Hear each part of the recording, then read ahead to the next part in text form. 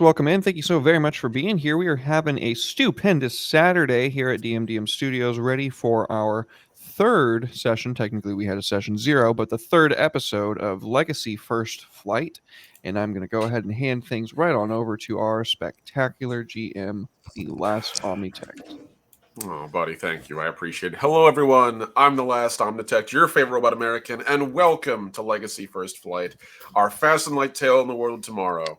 Those of you who aren't familiar with this system, it's been the project I've been working on for nigh on 20 years, on stream and off stream, since I was in, basically at this point, middle school, high school? Kind of hard to tell at this point. So thank you all for being here. Let's go around robin, introduce each other very quickly. Who would be first, going left to right? Let's see. Sure, I can start us off. Guys, you know me. I'm Derek here, the boy at DMDM Studios. I'm playing Kushitaka. He is a bird person, but they're not called bird person, obviously. An acris, yes. Yes. I know that. I just like making the bird person joke. I'm playing an acris. I am a hacker specialized sniper. I feel like that's the best way to put it. But yeah. An operative, for those of you folks out there. An operative. That's correct. That's the class I'm playing. Sorry, I try not to describe things in terms of class, but I'm an operative. It's all right. If it makes you feel better, it's not your class. It's your career. You grow out of it, just like a real career. That's fair. But yeah, that's it for me. Thank you very much, Derek. I appreciate it. So next we're going to go with Louis. Louis, go ahead, pal. Hello, I am playing Vuitton. Louis Vuitton. My real name is Paul, aka Amsan, and I am playing the mech suit wielding lizard-like folk, who is just out here chilling and trying to have a great gap year and making friends and enemies and being a little bit nervous about life, to be honest. Absolute blast to be here again. Sorry I wasn't here for the last session. I decided to just throw up consistently. It was an interesting choice of mine, but as one does. Yeah, I woke up from that 5 minutes We're before glad stream. you got to the other side of it. Yeah. It was an interesting choice, but here we go. I'm back now and really excited to carry on playing the Legacy. Oh, yeah. Happy to have you, buddy. Thank you so much. Okay, next it's going to be Amaya. Hello, everyone. My name is JJ. What am I supposed to say? Oh, and I'm playing a Jelly Baby, aka Orname Negotiator. It's been really fun. I love them. And yeah, my name is Amaya. So I came here to play. We're here to make friends and enemies, and I'm all out of friends. It's like the loading wheel right now.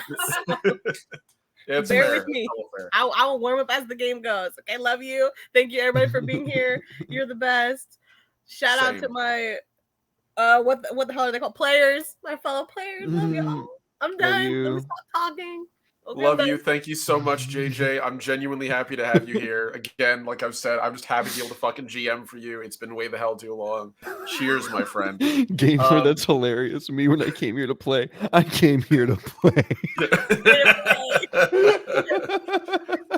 All right. Sorry, that just ironic humor fucking gets me. No, that actually that made me chuckle. You guys know me. I'm usually a fucking stone. Bon, you're next. Go ahead. I am Bon Butcher, playing Becky Booker, the very attractive Child of Tomorrow engineer. Oh yeah. And my fiance, I'm probably the biggest supporter of my Legacy project. So honestly, like, honored as hell to have all of you folks here. So let's go and do a quick recap of what happened last session for all you folks. Real quick. Shout out to Omni. He's got merch. Buy Omni merch. Thank you. He made this. This is merch for this show. You can get it over at his Redbubble.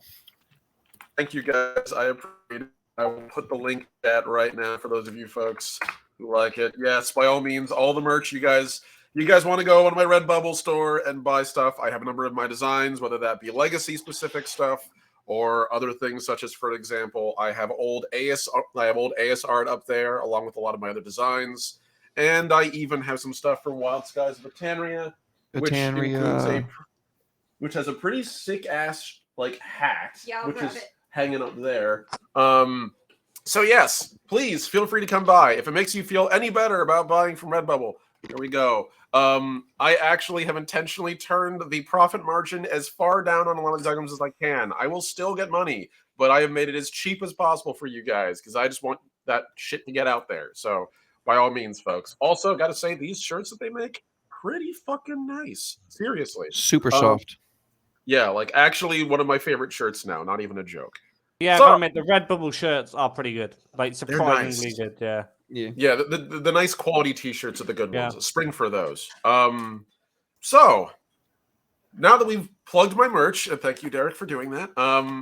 Let's get on with our recap. So for those of you folks who don't know, every session will begin. I will allow you folks the opportunity to do a recap of the prior session for players who either weren't here or for the audience who might not remember. And in exchange, I will give you all Motes of Legacy, the re-rolling mechanic of this game, and also the thing that might save your life if you're about to die.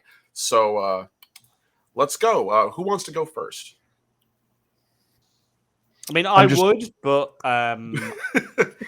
I will say I'm going to give you, Paul, I'm going to give you a Mote of Legacy just because I love you, buddy, and I'm glad to have you here. And after last week, I know you didn't mean to. You literally Yeah. couldn't You control showed that. up, and then you were just like, Yeah. I'm not feeling well, guys. And we were like, what are you doing here? You're throwing You up. actually Go showed lay up down." sick. You get a point Yeah. for fucking effort and Thank love. you. Just take it, buddy. It's the dedication for me, Paul. Yeah, Thank- 100%. All right. I don't know what's going on with the captions, by the way, chat. They're like triplicating in some cases. I'm sorry. But We'll work it out, I don't yeah. really know what I can do to fix that. What happened last session was we got into some shit with some mercenaries, a paramilitary organization that deployed from orbit and then threatened to blow up our base. And we were like, oh, hell no. So we engaged these guys and then they started blowing up our base. We were like, oh, hell no. And then Red kind of showed up and saved the day. That's that's about the long and short of it. So yes, Derek, you get a Mote of Legacy. We specifically fought the Amber Cross. Yes. Bond, did you want to go next? No. Okay. Well, you already started, so I thought she was JJ gonna go. That's why I didn't say anything. yeah, JJ, you can go ahead. Go ahead next. We'll let Bond finish it up because I know you have like the detailed notes. Yes. So basically, what happened was we were chilling, and then some bitch like crashed into our planet, and we were like, "Oh, what's that?" So we went to go look, and then we were like, "Wait, this isn't an accident. Somebody did this on purpose." And then Bon and I were like inside, and Derek was outside keeping watch. And then we had the dip because this man's and his people came out, and they were all geared up, hella swole, and we were like, bro, what the fuck? And so then he basically was like, I'm here to take the artifact. And I was like, my mans, I can't let you do that though, because that's like ours right now. How do you even know about that? And he was being really aggressive. So we had to shoot him. And Derek was up there, Kushitaka was up there doing his little hack and hack. Becky was scared, and I was like, Becky, it's gonna be okay. We just gonna keep shooting them. It's all good. It's okay. Just keep shooting. And then I kept trying to, and then I talked to him once, and I was like, you should leave. And he was like, no, I can't do that. And I was like, damn, we gotta keep shooting then. And then I Just did keep shit shooting, just negotiating. I will say there was an attempt at a negotiation, and you rolled really, really high. I And did. he I tried. did make a good faith effort to be like, you know what? Let's stop shooting. I'm not leaving, but I won't fucking engage in firepower. We'll just go our separate ways. It's a big plan. Your character's like, nope, get off my planet. And Yeah, the firefight it's like- immediately resumed. Listen, So- I was like, but you still want what I need, and you can't have it. I was like a little spoiled child who's like, you can't play with my toys. Spoiled child. So, I don't think that's a spoiled child moment. I think that's a for the good of everybody moment. I mean, true. So I was like, no, fuck you. And then we kept shooting.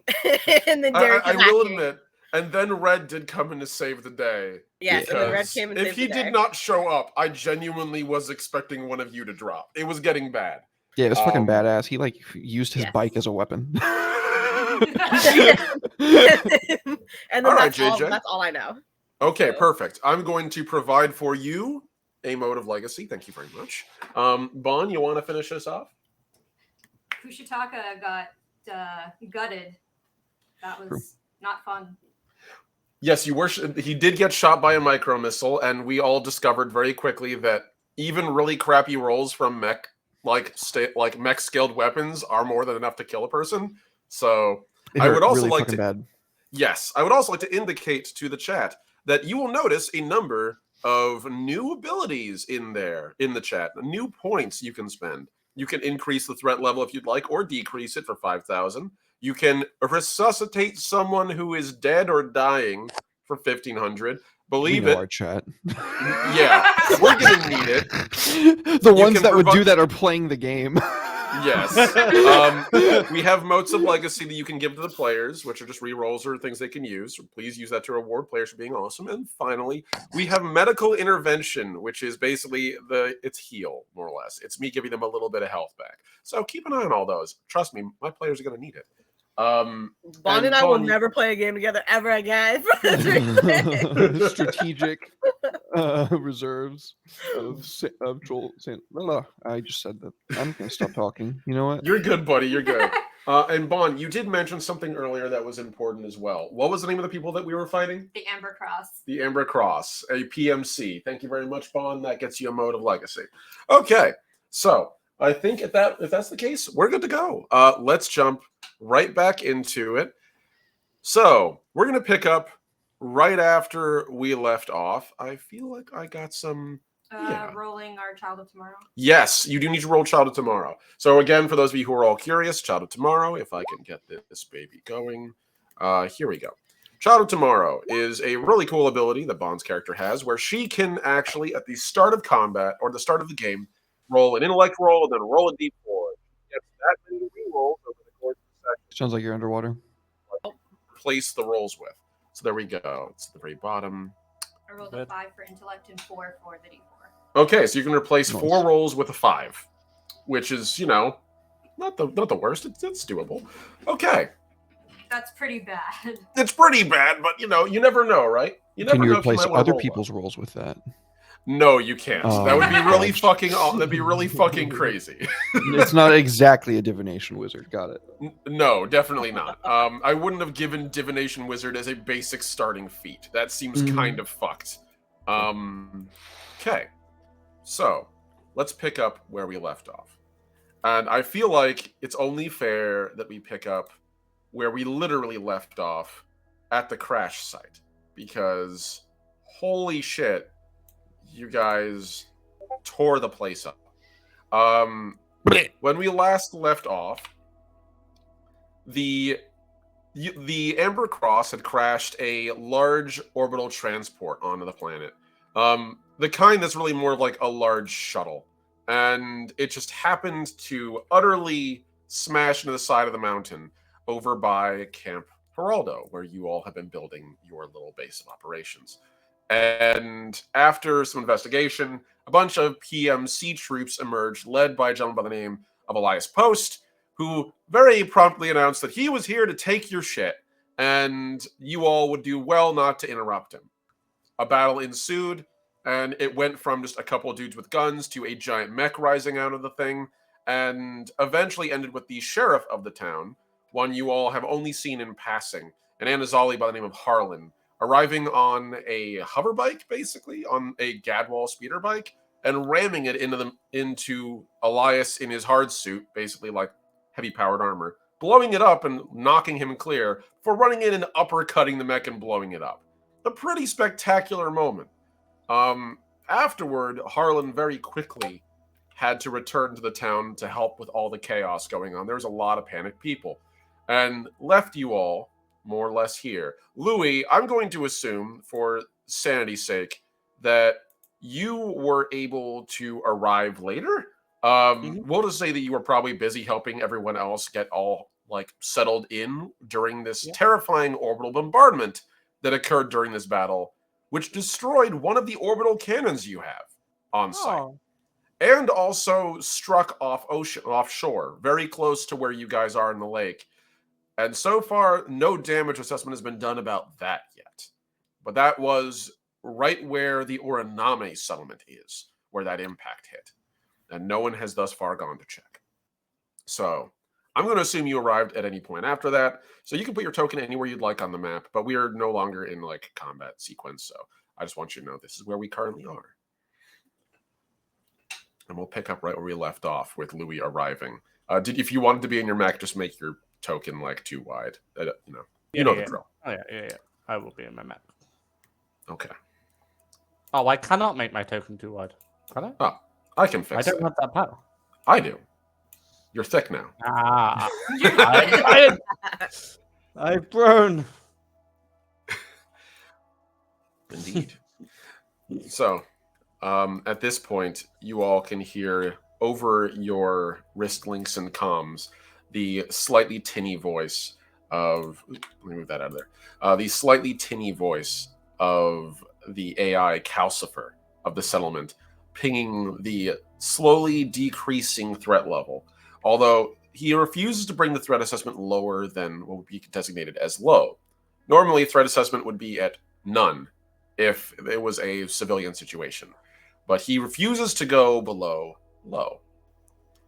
And you can hear a little bit of like comm chatter going like, the fuck is going on? Like, they've left. What the fuck? But other than that, all that's left is smoldering wreckage, including the wreckage of a mech, a construct, currently about like over here, that Harlan just obliterated. But there's a couple parts hanging on the ground, as well as also the parts of a hard suit over here. The scattered remnants of it just blown apart in that area. Well, I'm really glad that's not me, and I've got a bunch more health now. I mean, that looks dangerous. I'm So unconscious. I'm assuming we're investigating. It's up to you all. I'm literally putting you right back at the end of the last session. It is starting to become nightfall. So just be aware of that. And we should probably go to base. I would. Well, I would like to investigate this little area because I want to know. First of all, I think I want to know the most important question, which is, how the fuck does this guy know about the artifacts? Because like that was supposed to be like a tight-lipped, bless you, a tight-lipped. Nobody except us are supposed to know. So how does this person not only know, but then made it like all the way out here? Like I want to know who. Basically, I want to know who hired him. Not a bad idea. All right. Is his arm still attached? Could we check his comm link? Yeah, I we mean, trust they his freak. fled. So just to make this clear, Elias, the self-proclaimed leader of the PMC, is not dead. He has escaped. When Red crashed his bike into him and destroyed his hard suit did what it's supposed to do, which is detonate like a bomb as a form of ablative armor to protect the pilot, and blew him clear. And he was recovered by his troops and withdrew with them in good order. He seemed to be alive. His hard suit's in shambles, but it's designed to detonate like a fragmentation grenade when it's destroyed. So he's alive. But his equipment is there. You could see if you could scavenge for a comm link. And if not in there, well, there is the mech. So how do you all want to go about this? Sleepily, because I'm unconscious. Are you That is alive? fair. My apology. Why are you unconscious? Oh, yeah, Why that is what it I was hit was? with a micro missile, which is a mech weapon. Oh. Yes. I'll follow him to the med bay. Okay. Sheriff. Yeah, to make it that is fair. So we can take Kushataka and Becky. So describe it, Becky. Go ahead. So you're carrying him off? I mean, Red was carrying him off, and I was just walking along that's with my right. bike. Yeah. Okay, so that's fair. So you two sort of walk off of the scene carrying Kushataka, who, by the way, now that the wound has been filled with biofoam, it's not like a sucking chest wound nearly as much, but it's still a visible like spade-sized hole inside of his chest. When the term micro missile means micro compared to actual missiles, like it's still the size of a baseball bat, but sharp and filled with explosive. The fact that it didn't blow up in you is probably the only reason you're not dead. That's what I burned my Motes of Legacy for. It was just a dud. Damn straight. Like, And I didn't like the guy, but he probably didn't deserve a missile through his chest. I hope he's okay. Like, I hope so too. There's honestly, a I large leave you guys splatter for of like blood an on the top hour. of What what's happened? left of this there's a large splatter of blood on what's left of the top of this shuttle, which is very clearly his. It's very Oh, good dark lord. crimson. I'm going to step out of my mech suit and head towards the other mech suit that is in Okay. pieces, and see if I can find any like communication device or anything like that. Okay. Make me a. Let me take a look. You can see what your character sheet's got. Pull this up. Everything. It has so much. I'm glad it is loading correctly for you this Yes, time. it is loading. Yes, I don't know what happened. with the last Huzzah! one, but, Excellent. No accounting for roll 20, folks. You got to work No, with what you yeah, of got. course not. All right, so I'm going to say this will be for you an engineering role. You can absolutely add robotics and walker training to it. Okay, so I've not played in a month. Remind me what I'm doing. Okay, no worries. So this is a good opportunity to explain to the audience as well. Every I roll in planned that. Legacy besides weapon damage is an attribute roll. So you'll take the attribute die, which in this case is your intellect die, because you can see engineering is tied to int, so that'd be intellect. For you, that's a Okay. D8. It is. And you also, as a player character, have a luck die, a D6. Yes. You're going to take both of those and roll them together. And get the highest one. Correct. And remember, it's an exploding die. So if you roll the highest number, Yeah. you keep going. You use whichever one of the two results you like, and then add your modifiers, which would be, in this case, engineering and your 2 proficiencies. So engineering is +2, and we're adding what did you say? Sorry. Engineering and walker training and robotics, since they make the most sense. 3, 4. Okay, so D8 and D6 +4. D8, Correct. D6. I rolled a 5, so +4, so 9. Okay, so a 9. All right. So, and let's go very quickly over to, before I give you the results of that, JJ, how are you going about this? Are you just sort of tagging along, or are you doing your own investigation? So I think if Louis is gonna check out like the crime scene, I'm gonna go into the ship and try to look in the quarters that they were like staying in, and just see if I can Okay. get any clues about like where they came from or who hired them or whatever. All right, excellent. Okay, so that So- would be for you an awareness roll, and I will let you add public investigation and espionage to this if you'd like. Okay. Both of these feel appropriate. So awareness +3, 4, 5. Okay. Also, a little detail for you folks, because I know Roll20 is a bit of a butt sometimes. If you're worried about the huge amount of space that your character sheet and stuff takes up, be aware you can expand your character sheet, and then you can double-click on the top of it, and it'll actually make it transparent and move it out of the way. You can just move that wherever you'd like. Holy shit! Wait, how do you bring it back though? You just click on it again. You'll see That's where so it is. good. Holy dude, that oh man, that's amazing. Thank you. Yeah, no worries. I actually Like just Jesus. rediscovered that myself and figured I would let you folks know. I Yeah, know 'cause everyone it has does take up issues the with entire Roll20. screen. Like, yeah. That's fair. That's fair, buddy. Okay, so looking at these rolls. Oh, nice. Okay, so that's a 5. That'd be a 10 would be the total roll if you're taking your wild die. Yeah. Okay. So let's go one by one. We're going to start with you, Louis, and then we'll get to you, Amaya.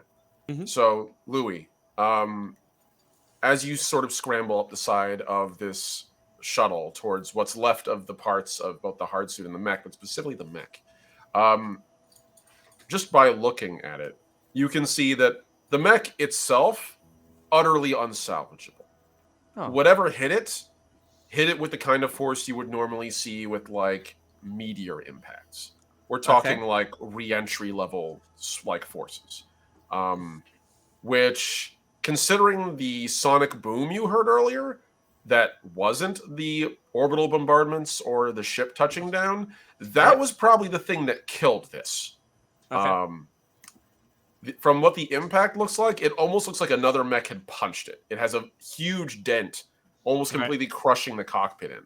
But thankfully, that also means that the cockpit door is like barely attached. You can actually just reach in and without any real strength, just pull it off. And the hinges had all been shattered. I will also say that while you're getting into the cockpit, you notice scattered around the mech were the 2 turrets that were connected to it, which are, in fact, salvageable. So there is what would be known as a field gun, lying on the ground, which could be adapted to be used by hand with very little effort. So you could attach that to your other construct, literally have it carry it by just adding a stock onto it in an ammo box. Whereas also there's a micro missile launcher on the floor, ripped from Ooh. its housing, but still entirely adaptable. That could also be carried by hand or mounted onto a hardpoint on your mech. Your call. I would like to do that with the mini missile launcher, the micro missile launcher. Very well. We can absolutely do that, but that'll be a thing you'll have to do back in town with an actual. Yeah, it's fine. But it's a thing you can do. Also, you'll notice at the hard suit location, there's another micro missile launcher, smaller but still construct scale, designed to be mounted onto a hard suit. Easily the same thing. You can adapt it as well. Same stats. So as you pry open the cockpit and clamber inside, you can see that the comlink within is largely destroyed. But the records of the messages that it sent are still there. Not the context, mind you, not the actual content, but you can see a number of transmission logs on them. And from what you can flip through very quickly, just going along the screen, you can actually see that today lots of internal communications, including like a half snippet of the last thing that was broadcast being played over inside the cockpit, which is "I'm gonna get me mine," and it just keeps saying it over and over again in a loop. Right before you hear a horrible crashing sound, and you would assume that's when the pilot died. But before that, besides local, what appear to be, I believe to be ACPMC would be the channel number. Right. Besides that, you would notice there's 4 calls to restricted on there multiple times. So in a way, it isn't just like restricted, like, oh, I called a private number. It's the system itself intentionally does not log this message. So when he made this call, he intentionally did not register the IFF of the person he was calling. 1, illegal. 2, usually considered not particularly helpful. So whoever hired this guy or has been talking to him is very much not interested in being found. What you can see, though, is that one of those messages today came from this planet. Suspicious. Can I take the com link with me? You can take what's left of the AI core out of this thing. Yeah. So Because I know Kusho Taka is very good with comlinks, because he even beat like Becky in a hack off one time, and I was very impressed with that. So, and I thought Becky was like the smartest person I knew. So, all right, that's perfectly fair. Yeah, you absolutely can. You're going to make me one more engineering roll, and that's going to be to actually remove the device. okay. Constructs are designed, especially these what are referred to as RAVs, robotically animated vehicle is the shorthand. These things are designed with a very primitive AI core. That's an exploding die. 8 plus 2 is a 10. More than enough. The good thing is when these mechs were made, they're designed to be easily escapable. The only reason this guy didn't survive was because the impact squarely hit in the cockpit. There was nothing to eject, as it were. In fact, actually, you are struggling to find a body in there until you realize the back wall has a lot of carbonizing on it. And you realize the impact was so hard that he liquefied, hit the back wall, and the interior of the cockpit flash heated to thousands of degrees centigrade. So this dude is literally just carbon ash at this point in the back Bacon. wall. If it weren't for the yeah, the burnt bacon smell is very strong in this room. Now that said, though, constructs are designed to be printed, flash printed before they're deployed. So the rest of the cockpit survived the heat because there's almost nothing in here that wasn't made out of carbon bond and can resist incredible heat. So when you go to the actual like AI in the back, the AIs are designed to be ejected in case of traumatic damage, or in this case, are built like a black box. And it's sort of like a almost looks like a can of Pringles, but scaled up to be big enough where you need to carry it with two handles. And in the Okay. middle is a single glowing eye that is designed to rotate on a little like gimbal. And as you reach back to grab it and unlock it, the eye swivels in its join and looks up at you, this bright orange glow, and sort of like like focuses on you a couple of times before like looking at the rest of the interior of the construct. And then as you disconnect it from the interior housing, the light goes dull and it kind of goes into a sleep mode. So you can transport it as you need. Sweet. Yep, I'm gonna take it over back to my mech and put it in the cockpit with me, just like by the side. I did for a second wonder if you meant like eyeball or the letter I, but then you said it swiveled, so I'm guessing you mean like an eyeball. Yes, very much so. Think like security camera at a mall, and you're really not too far off. So as you lock that in, Amaya, as you're stalking the interior of the shuttle and the hallways, the corridors, which before were closed and now are largely open to the air as the roof has been retracted in many locations, and what hasn't been retracted has been utterly destroyed by the battle. It's more like wandering through a ruin at this point. Eventually, you do get to the crew locales, and within there, you don't see a lot of evidence. You get the feeling this is a troop transport design thing. They don't stay or operate out of this. This is just kind of a shuttle down to the planet and land. And considering they were planning on suiciding this thing onto the planet anyway, kamikazing into the side of the mountain, they really weren't particularly interested in leaving anything that could be discovered. What you do find, though, is a mountain of circumstantial evidence. So, first off, large numbers of troops moved through this vehicle. As you know, you saw them. However, you also realize that from like looking at some of the few like notes that you can spot, like a couple of like sticky notes are still a thing in the distant future, believe it or not. Some shit doesn't need to be replaced. And so you actually do see like a couple of leaflets here and there, adhesive leaflets that have just sort of fallen around the place. And one of them is apparently like addressed to a gentleman by the name of Donnelly. And on it, it says, Donnelly, don't forget, Section 3 is moving at the same time as you. Ensure you're ready to move your squad. And then, likewise, you can also find in here a single pad. Most folks use wrist links. The reason why you would use a pad is because, one, you could secure it and make sure that it's exactly what you want. I don't know why my phone always does this, and it's infuriating.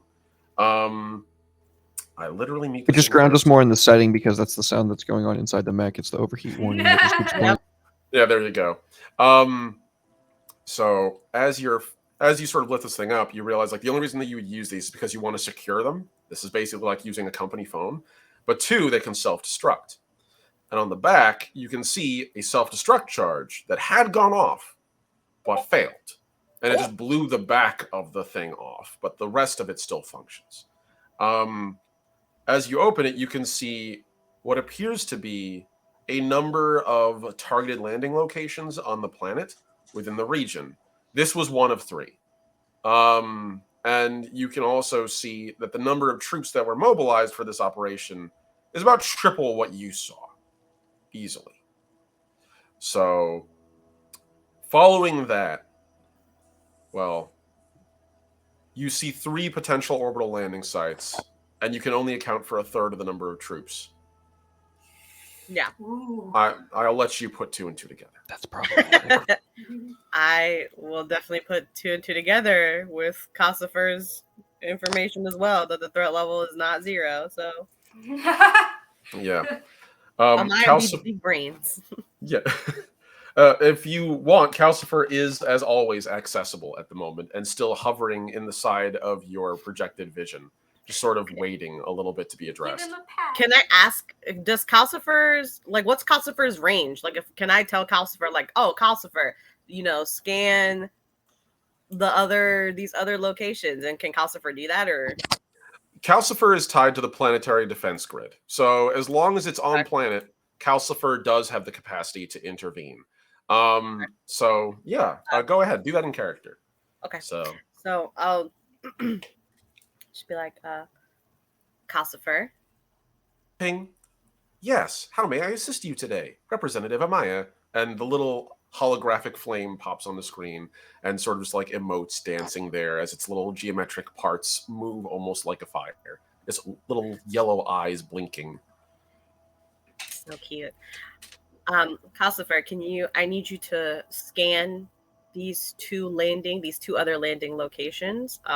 See if you can scan any other troops that might be in that area. See if you can give me a rough estimate of a number and if they're heading in any particular direction. Roger that. Processing request. Please wait a moment. And Calcifer's geometric shape reforms itself to look like an hourglass that's pouring fire through it. And his eyes occasionally will go back up to the top and fall through the hourglass and go back to the top and fall through the hourglass. And after a couple of seconds, your wrist link clicks on of its own volition, and you can see that he's accessing the planetary cams. And so by using the satellite network, it's mostly microsatellites, mind you, but a large number of them made by the Forge in order to keep track of the planet's terraforming. He's rapidly reassessing and reprioritizing those for your immediate security request. And as he does, you can see he's scanning the grid coordinates, and he goes to one of them. And as he scans it, you can see there's no one there. You're literally getting a live feed camera from that, and there's no signs of impact or landing. It's just pretty forest, nice trees, nothing really there. But then he goes to the other one, and you realize the coordinates are very familiar. The coordinates are, in fact, the same ones where the relic was located. And you can see there that there are 2 landing craft there, having touched down without having crashed. And around the site, they have already started to establish what appears to be some kind of... It almost seems like a dig site. There's a lot of armored paneling, and from what you can tell, a lot of equipment. One particular piece of equipment seems rather odd, which is a long, almost circular kind of like pipe ring, which goes and has like a little, almost like a Q part coming off of it, which goes to the center of the site and is pointing down. And as you watch through the cameras, and Calcifer pings and says, I have finished the assessment of the area. Landing Site 1, unoccupied. Landing Site 2, occupied by 2 additional landing craft. Apologies for not flagging you. I prioritized the settlement in order to preserve life. I disregarded this data until now. And you can actually see that the ring from satellite flashes with light, and it sort of runs around the ring. Then it stops when it gets to the Q, and at the same speed goes to the center, and you just see a poof and a shockwave of air come from there. And there's a number of people moving nearby, and they start going closer towards it. So one of them makes a hand gesture, which is very difficult to see from here. You're basically looking at someone like they're still ant size, like looking through binoculars. But you can see they make a gesture, and then some guys by a generator push a couple of levers, you have to assume. And then there's another flash, and then another poof. It appears as though that they are engaging in some form of mass driver-assisted mining. I'm uncertain as to the method, but that would be my extrapolation. Approximately, from what I can see, 25 individuals, 3 constructs, and 2 hard suits on site, along with Error, unidentifiable combatant. Well, that doesn't look good. Hi, by the way. Louis here. Amaya, right? I don't think we've met. I'm a friend of Becky's. Becky's my friend. Hi. You see the long head of a silk pop on a cam. I'll be like, hello, Louis. It's nice to see you again. Remember, we shared some antagonistic moments with Kushitaka over there at Camp Geraldo over a burrito. Yes. Yeah. Not a fan of him. I hope he's okay, though. That I looked hope painful. so, too. It looks like we have some people over by the relic. I'm going to assume that probably Elias's team that landed here was probably somewhat of a distraction so that the other teams could get set up over there by the relic. That's a possibility. I won't Hmm. confirm. I don't think we can confirm or, From what disregard I that. know, we need that relic, right? I think that's the plan, that we should be getting that. I don't know why another team's getting that. Or how to stop them, because 25 people, a bunch of suits and mechs, and if Calcifer can't identify that last combatant, that doesn't sound healthy. Like, Right. unless it's a lion, does Calcifer know about lions? I know about lions. I have an extensive zoological record. This does not match any such items. It is, however, humanoid. And you can see, like, the camera feed zooms in on the location again. And you can see the person, like, it is clearly a person walking bipedally about, pointing, but they're big. Like, they Big are, person. they're like, from the scale that he's extrapolating, anywhere from 8 to 10 feet tall. Hard to gauge. Humans should not be that tall. No. And likewise, also, right next to it, you can see there's an extrapolated, what would be considered like an optical scan. He's not returning the chemical compounds he should. Like, whatever that individual is, that person is not reading as even organic. He's an alien. Okay, so We're all aliens. he's an alien. It's another alien. Like, if your definition of alien is non-human, we are all aliens. Yes, we are. So I'm gonna say I think right now we should actually, and then I'll remember something and I'll be like, Calcifer, Yes. what's the damage report on the Oraname settlement? Extrapolating now. I'm sorry, Counselor. My damage reports are still coming in. The impact appears to have incidentally glanced one of the HABs. Currently, I am looking at approximately 25 casualties, of which 15 are fatalities. It appears as though if it was not intentionally targeted, but an attempt to shoot into the ocean. I believe they didn't realize that the settlement was directly next to this one. Trauma teams have already responded. Structures are being currently repaired, but damage reports are still coming in. Power is being restored in most blocks. As I understand, most of the settlers were able to safely evacuate. Did you say someone tried to shoot the ocean and missed? No, they shot into the ocean for retaliation of us not like being like, yeah, come in here and take our artifact. And so they hit the settlement. Like they tried to do it as like a no, fuck you, like we'll raise this bitch. Like Oh right, they okay. didn't realize the settlement was down there. Oh right, okay. Precisely. I thought they were aiming for the ocean and miss and hit an entirely populated area. I just thought that's really bad luck. No. They hit the Oraname underwater settlement. Okay. Right. I'll be like, I'll take a minute to Amaya will take a minute to kind of digest that information as a strong sense of guilt comes through. And I'll say, thank you, Calcifer. Please keep me updated on any other damage reports. And then I'll shut it. Whatever link. Yeah, you can just like close it, just like drag Yeah. it shut. I'll just close it. And then I'll turn to Louis and I'll just say, I think right now the best option is for us to go back to town and kind of get what we found here and see if we can come up with a plan on what's our next step. Sounds good. Yeah, I agree. We've got to go check on our buddy with a hole in his chest because that didn't look healthy. Right. And also, I haven't seen Becky in like hours, so I need to check she's okay.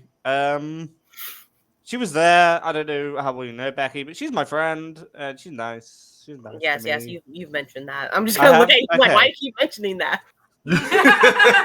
Somebody has to be Your my only friend.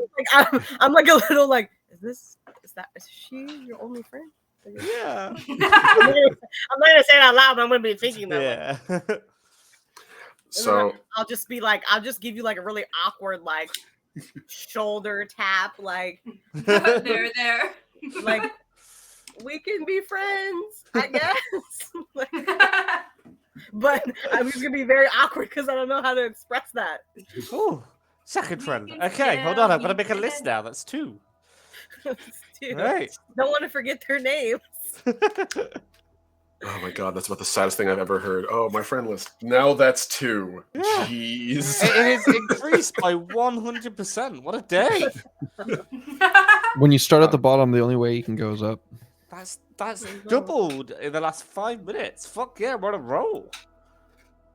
At this So- rate, I'll have 4 by the end of the day. Woo. As you all start walking back towards the settlement, this conversation sort of rolling as you do. We'll switch over to where Becky Kushitaka is at the moment.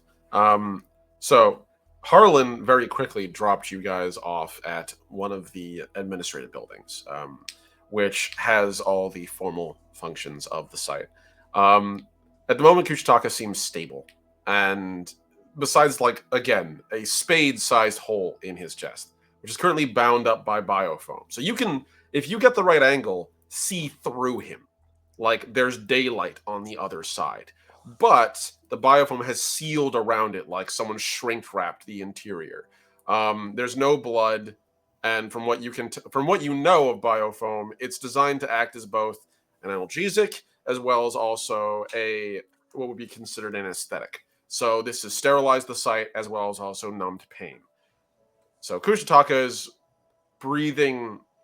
Got some morphine in there. Yeah, pretty much. At this point, the nerves in his chest are probably off for the most part. At least all the pain ones.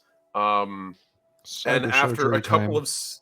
of after a couple of seconds of like, there's clearly still panic in the settlement. You see a number of EMS individuals running back and forth, literally just settlers who volunteered for the local militia or volunteered for local EMS services, because this is a place of only a couple hundred people. So for them, EMS is like 10 dudes with a tent. A number of biologists and botanists who have agreed to do this. And as you're waiting there, eventually you see a familiar face in Gallant come running up. The synthetic that you all saw earlier and who touched base with you before the whole hoopla with the bombardment happened. And as he comes running over with his purple optics kind of glowing, just holding his hands out, you can see that he's actually exchanged his normal, what would be considered like his biologist jacket. The green padding has been replaced by red, and he has a series of red crosses going down one of his arms to indicate he's now currently on EMS duty. And as he runs over and sort of looks over at you, Becky, and then at Kushitaka, what happened? The auditor couldn't handle what he'd wrought. What did he rot? A broadsword? That's one hell of a wound. We need to get him to obey. Come, bring his body with me. And he sort of just jogs along. And as he does, a little hover stretcher comes floating over on a cushion of anti-gravity and allows you to put Kushitaka's body on there, so you're not just hauling his corpse over your shoulder as you jog. And eventually you find yourselves in, if I can open this, I should be able to. Here we go. The botanical labs that he uses as his personal work site. So at this point, we will drag, should be right here. Here we go. Okay, cool. So after you guys come in through the door, which is actually down here, he walks you past a number of, what level is this on? Objects. It should be on objects and tokens. Come on now, I believe in you. A couple thousand tokens. Clearly. Put it here. Do the thing. There, geez. Okay, so you might want to drag your token onto here. So as you come through the door, he sort of pulls you along this route, around this beautiful arrangement of trees and domes along the sides. And eventually, it brings you over to up here, where there is a number of gantryways leading into a small, what appears to be office, filled with largely like plants, mostly inside of isolation chambers, but he has a large box of them in front of him, which he lowers partially into the ground, throws a white sheet over, and just gestures for the stretcher to come over, and just flops Kushitaka onto it. He just rolls him onto his back. Now, this part's going to be exceptionally unpleasant for our friend. So, Becky, you might want to restrain his arms. And he's going to reach below the counter and pull out what appears to be a small handheld device with a hose on it. And as he works the controls, you can see he's working through chemical polymers until eventually he arrives at a interesting combination, which looks like it's a laundry list of chemical compounds stapled together. And he just reaches down and puts the device into the hole in Kushtaka's chest. Brace, and he pushes the button, and you see this gel, this semi-translucent gel, fill the space. And as he pulls out, you can see it swells, expands, consumes the biofoam, and then rapidly begins to recombine into new cells. Kushtaka, make me an endurance roll. Oh no. Okay. And I don't think I have anything that I can add to this, huh? Let me take a look and see if you have Nah. anything of relevance. Nah, I don't. Okay, yeah. This Oh, one's gonna okay. be I'll rough. take that. Okay. Not Explosions. bad. Okay. That's exploding. Explosions. Okay. Okay. Oh, what Okay. the hell? This is going. This is good. Hey. Okay, so This that is is great. a 22. Yeah. Holy Just another shit. day at the office for Kushtaka. Clearly. That's perfect. So as this polymer is designed to go into your body and basically supercharge cellular growth. Think of it as like cellular fertilizer. In a normal circumstance, this stuff combined with telomerase for humans would be the equivalent of instant cancer. But in a trauma victim, it's instant organs. And so as he pours this into you, it rapidly swells the space up. And the second your body realizes, oh yes, I now have functioning organs here, it wakes you up. And the pain that you felt before, like it disappears very quickly, but there is that sharp stab of I'm missing a part of me, which very quickly goes, oh no, it's here. It's here. It's the weirdest sensation. It almost feels like A phantom limb. kind of, or like a chunk of you, like a 2-inch by 6-inch part of you, square of you, fell asleep in the middle of your chest. Oh, that's kind of weird. Yeah, and you wake up and you've had trauma kits used on you before. 100 times. But it sucks every time. Oh yeah, I'm sure it sucks every time though. So, in terms of your stats, though, this restores your trauma rating to max. You more than rolled high enough. Paul. So you're a-okay. So Kushtaka like winces when he's like sitting up at the feeling of like something being asleep and slowly coming back online. He like looks down at it, looks up at I freaking already forgot his name. God damn it. It's Gallant. Gallant. Yeah, Gallant, it's all right. thank you. Looks up at Gallant like looks over at Becky like She already has her hands off, like, I'm not touching you any longer than I have to. I think that mech pilot was compensating for something. I would dare say so. That was... Wait. Were you shot by a construct weapon? Wasn't the first time. Probably won't be the last. You're lucky to be alive. I don't even want to think about what could have done that to you. But whatever it was, I'm glad it wasn't explosive. Well, I suppose I owe Becky a drink here. He like pushes himself up as he like gets up, kind of like wobbles for like just a moment, and then steadies himself and finishes standing up all the way. She's like, I'd prefer your replacement, but that'll have to do. You can actually see, by the way, as you're standing up, the area that this like translucent stuff had replaced is slowly getting color back. First it gets like the fleshy color. It's almost like the Invisible Man, where it starts off just like translucent, slowly goes where you see like the pink of internal organs and the blood red. Then it goes to like the fleshy, like gray surface texture of your dermis, and then eventually your feathers go from like translucent to white to black, as the color floods back and it finishes its work. He's I don't want to say used to it, but I think that role kind of justifies me saying that he's This is not the first time. we've had Absolutely, Yeah. this happen absolutely. before. So Kushataka like looks over at Becky without really paying much mind to the change in his body and says, "If you wanted to get rid of me, you're doing a bad job at that. You could have just left me." Not kill, not replacement as in kill, replacement as in I would prefer a different auditor auditing our planet at this moment. One that preferably wouldn't endanger our civilians by being so reckless as to hack the mech, have him target the leader when Amaya had already had the situation handled. Are you forgetting the part where Amaya talked him up into a corner and then told him that we will not be going our separate ways? That was 'Cause I- after you had trained weapons on him. They had trained weapons on us. Yes, and we could have easily talked that down. You can see Gallant looking between the two of you like, I'm not mad. I'm not mad. I love this. I know. That's Yeah. okay. Oh no, I'm good. No, I'm Okay. good. This I'm is- not mad. this I'm is a just day in the office. disappointed. Kushataka says,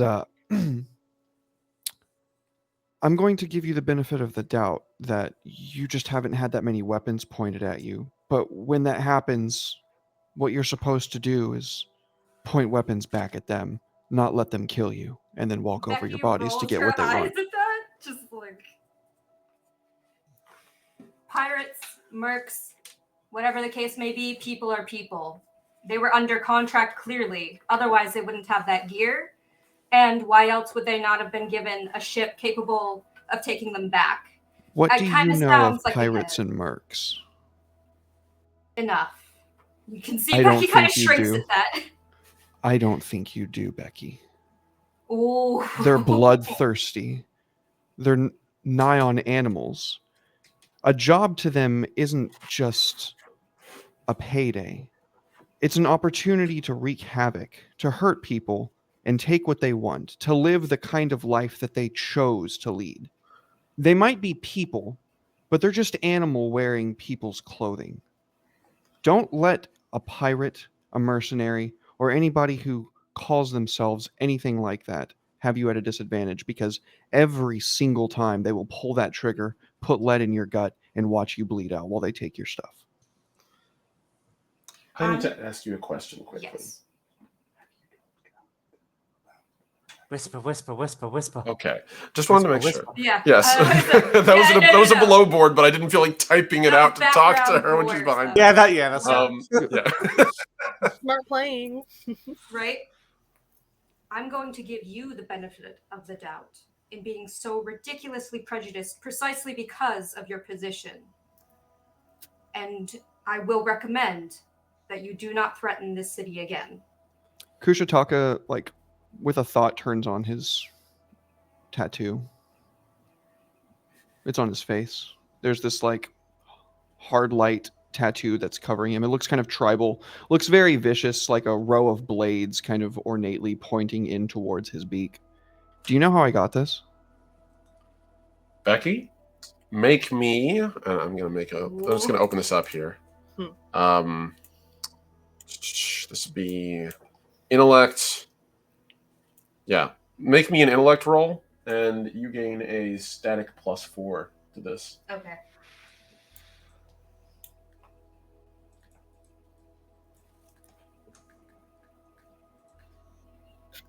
Oh, nice. You've seen that tattoo before. Yes, I know exactly where you get it. Then you know that I am not prejudiced against pirates.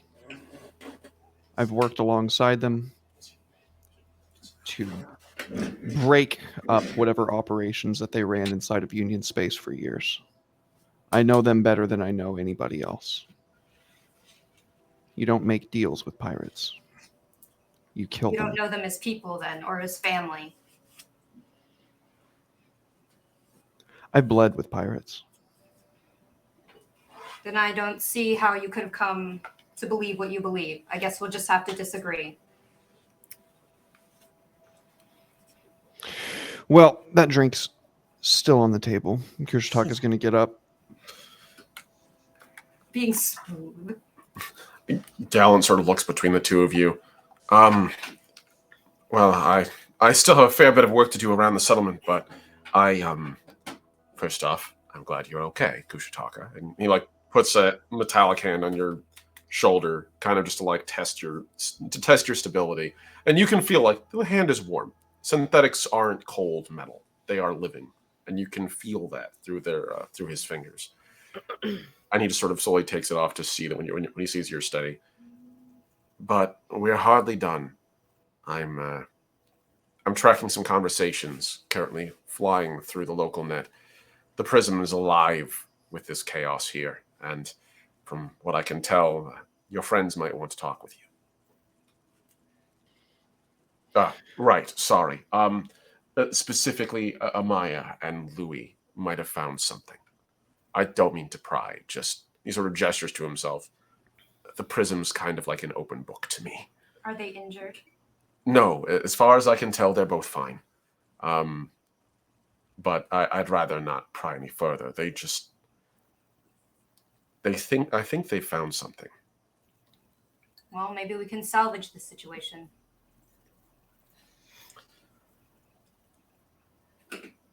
He just sort of sits down on a little stool and looks at the two of you. If you need any help, please ask. I'm willing to do anything I can to help keep this settlement safe. And the people. So, please. Then What's his thank area you. of specialization? Sorry, go ahead. No, you go ahead. I'll answer Derek's first. His area of specialization is botany, but you actually can tell by just looking at the equipment he's wearing, he's a rig user like Becky is. Not the same kind of rig, but definitely a rig. That's for sure. Have me and Amaya made it back yet? I don't know how much later we moved. I think at this point you're back to the normal settlement. I'm not sure you would be here yet, but if you're looking for these two, I'm sure Gallant would ping his location. Yeah. Kushitaka technically was registered as he was a casualty, granted. Not like a fatality, but a casualty. Yeah. So he has been flagged in this place, which is designated Trauma Ward 3. Jesus.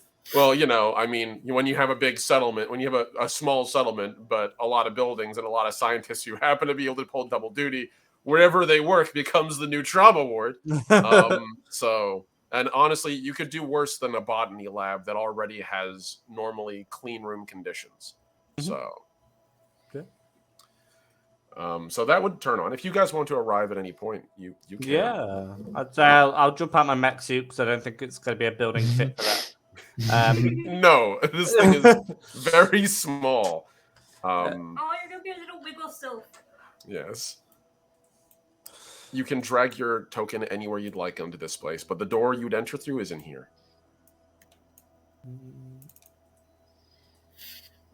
Oh, look at that. Cool. Yeah, I'll carry the AI thing that I've taken as well, the eye in it. Boom. Look at that. We go up the stairs. Just Comes zoom. flying in. Sorry, I'm not trying to use that as well. It's annoying. My apologies. No, it's all right. It's all right. Beautiful. So yeah, no, fun. you pop in, and the first thing you see is green space and trees, and some of them are familiar Pretty. even to you. These are The nice. entire room actually smells fresher than most of the settlement does. So, Amaya, same thing for you. If you wanted to arrive here, you can. I don't know where your character would be heading, so I leave that up to you. Yeah, I'm trying to get my character little token on there. I'm yeah. gonna- If you drag the first one grab the text and drag it on, not the actual Okay, the picture. text. Okay, that's where I was Yeah. messing up. All There right. you go. I'm gonna trip up the first step because I'm carrying this big thing. I'm looking at the green stuff and I'm smelling it, and I'm like, "This is nice." And I'm absolutely not paying attention to where I'm supposed to be going. So I do trip up. Oh, hold on. Wait, the stairs there. No one panic. I found the stairs. Okay. Hi, everyone. Hey, Donut Boy's all right. That's good. Hello. I'm glad you are safe. Yes. Hello, Becky. Hi. So, lots has been happening. This is fun. Yoshitaka turned off his tattoo before they walked up the stairs, by the way. That's fair. Yeah, no. When you actually tripped and fell on the stairs, immediately the stairs reconfigured and the slats went slats went diagonal, became a ramp, and actually grew texture on them. And it basically became a handicapped accessible ramp. As it's like, oh yes, this person may have difficulty approaching this ladder. And so yeah, no, it became a lot easier to climb up. Thank you. So we've got some terrible news. Maya, do you wanna share our terrible news with our new friends? And Donut Boy?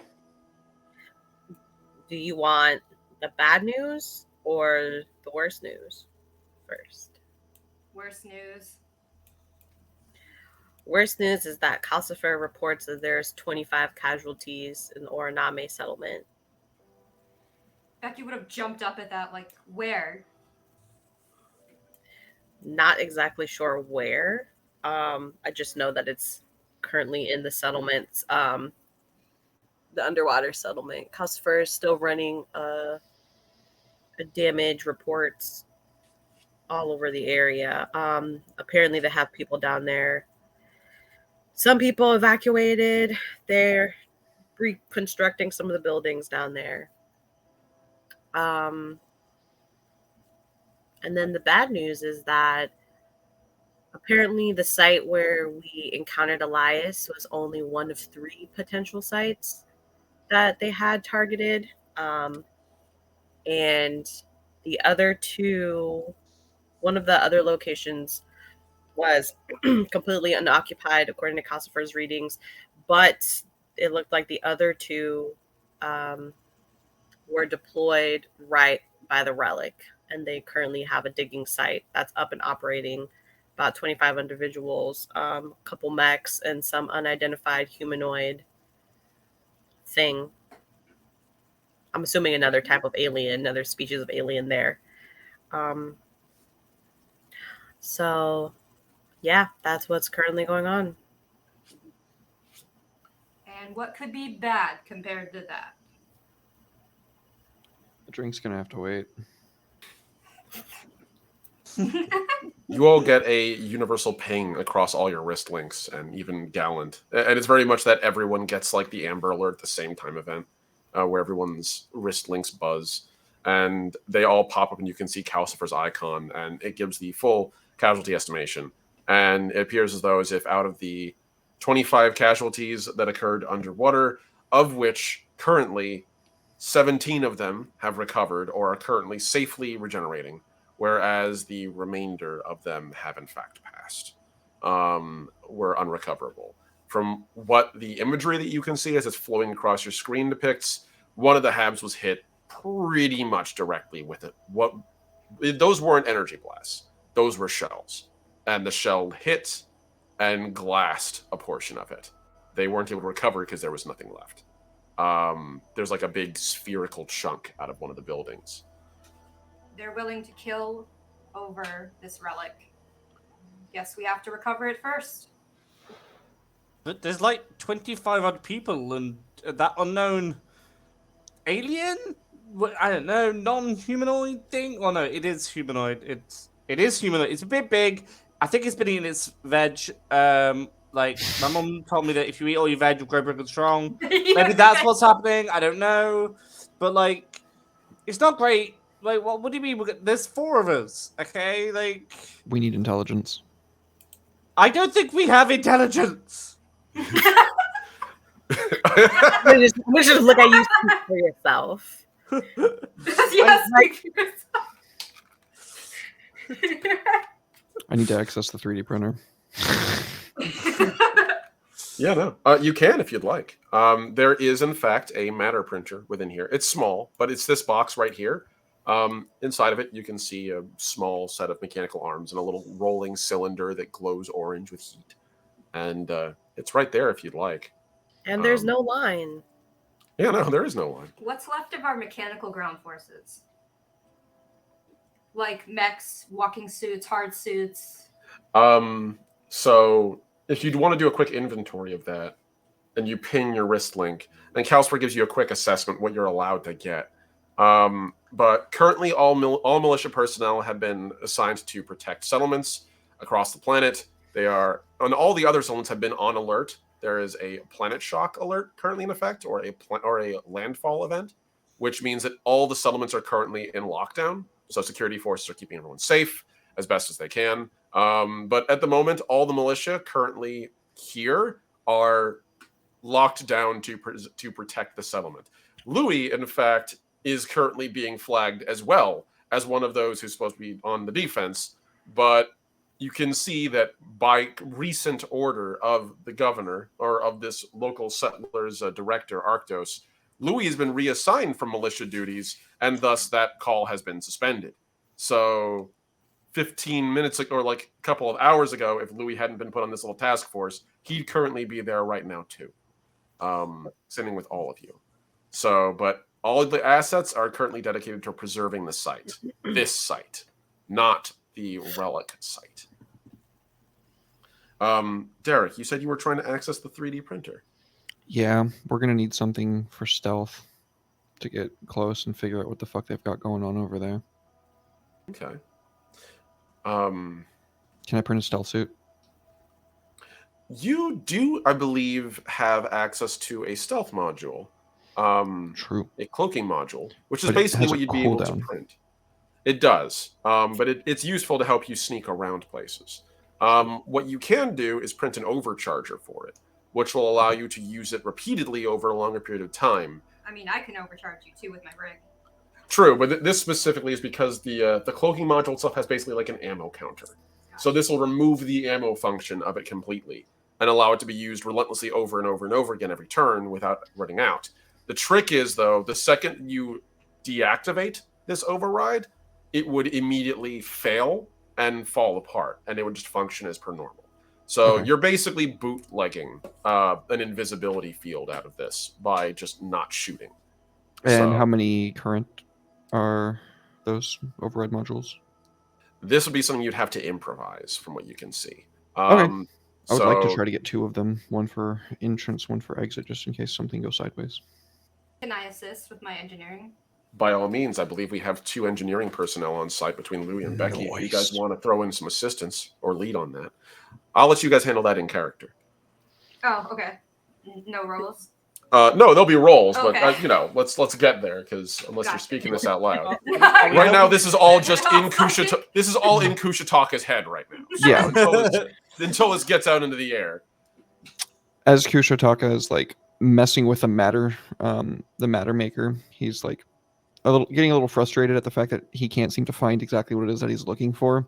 He like kind of clears his throat, like either of you two know how to make a long-term sustained override module. Yes. Yes, we do. Yes.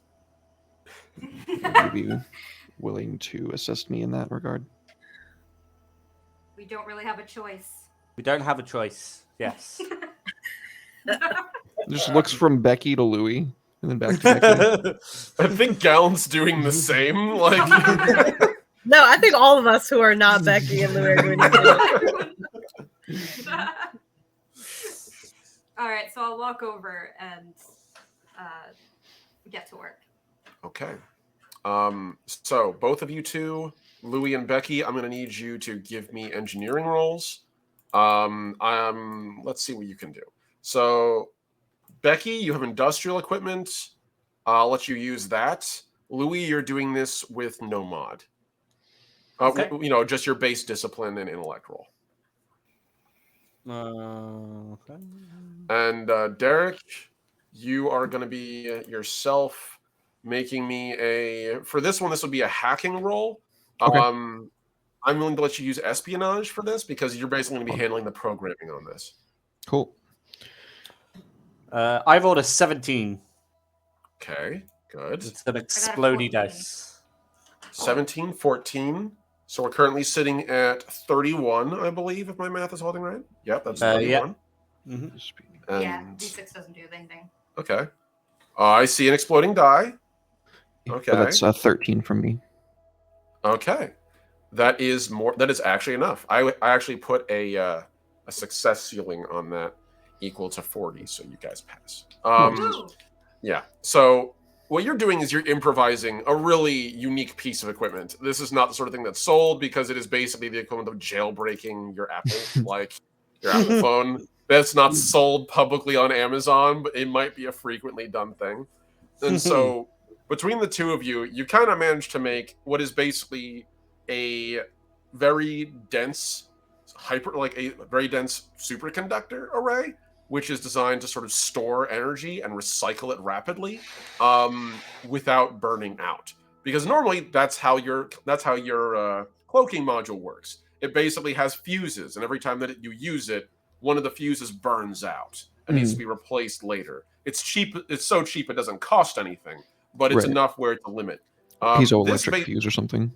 Pretty much, yeah. This is bypassing that circuit completely and pouring it through this much more robust processor.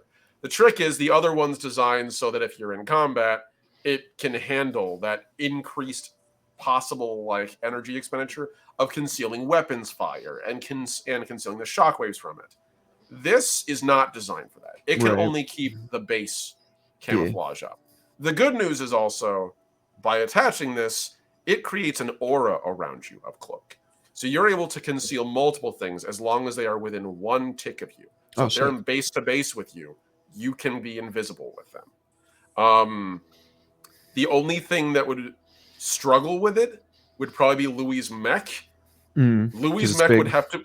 Yeah, like the only thing you'd be able to do would be Louis, you'd have to make stealth rolls every turn, and you would just have to turn off sound dampening on it.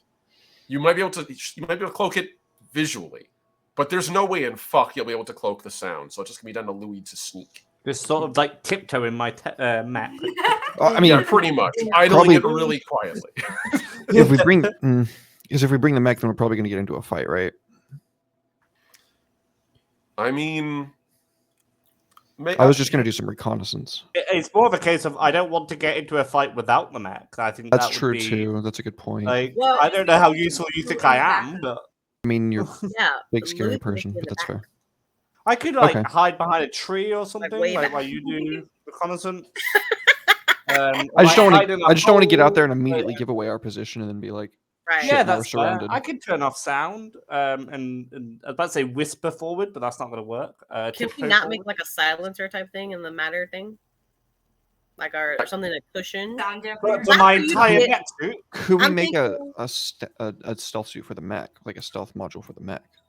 that we is make, like, possible, but slippers? it's Like, those sort of things are slippers for the sold and they're hella expensive. We're talking Oh. tens of thousands of current.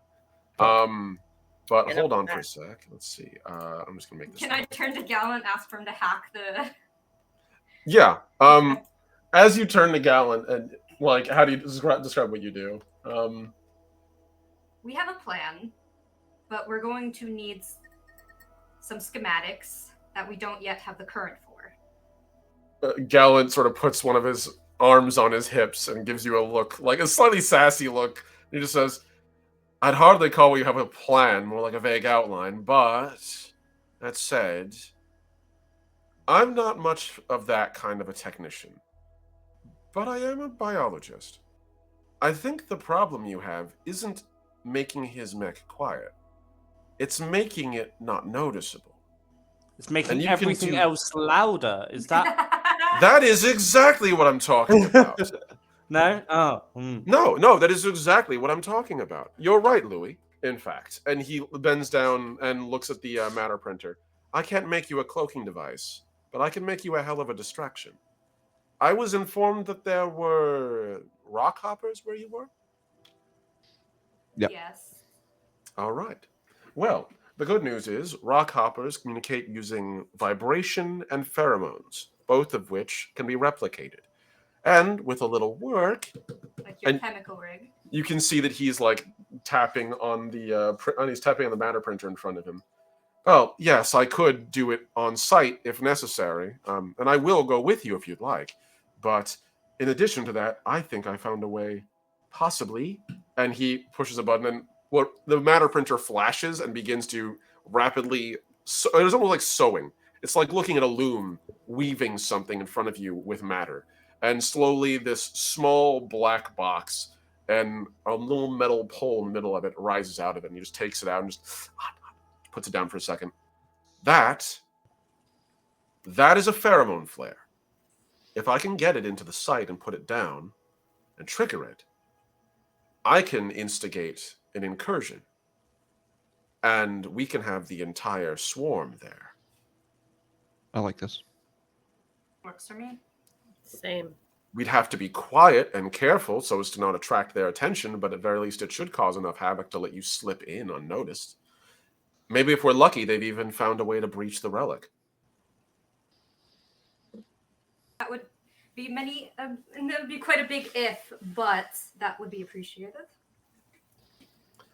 All right. If they can't, maybe they'll be kind enough to donate the tools to us that can. Why are we starting fights with people that are nice enough to donate us tools? That'd be so cool of them. Like, because I'm not sure how we were going to get down there anyway, so... They're going to donate them because they're going to flee. Or and die. going to leave them. Away from what? The rock hoppers. Or die? Oh my good lord. This is a lot. This is a lot. Rock hoppers are Oh. pretty vicious, remember, Louis? Yeah, and they do get kicked really nicely. That was a lot of fun. The little baby little Whee! footballs. Yeah. As we flash back was to a couple sessions ago where Louis literally grabbed one like a softball and just fucking threw it Team Rocket style over the horizon.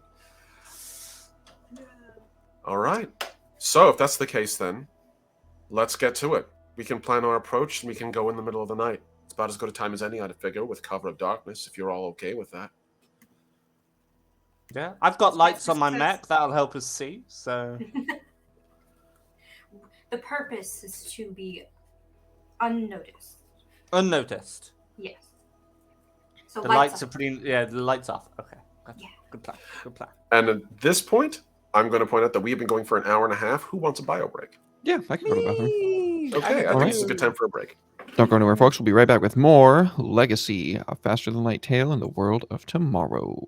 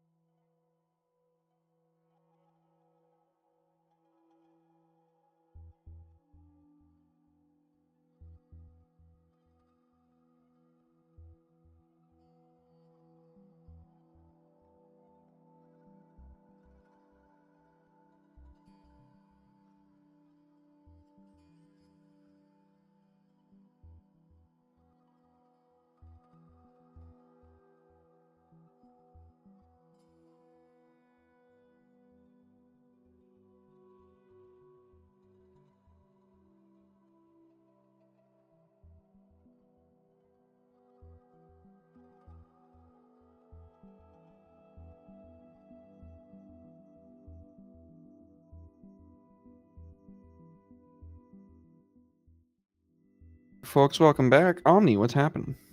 Okay, so the rest of your evening goes by pretty quickly as you all are preparing.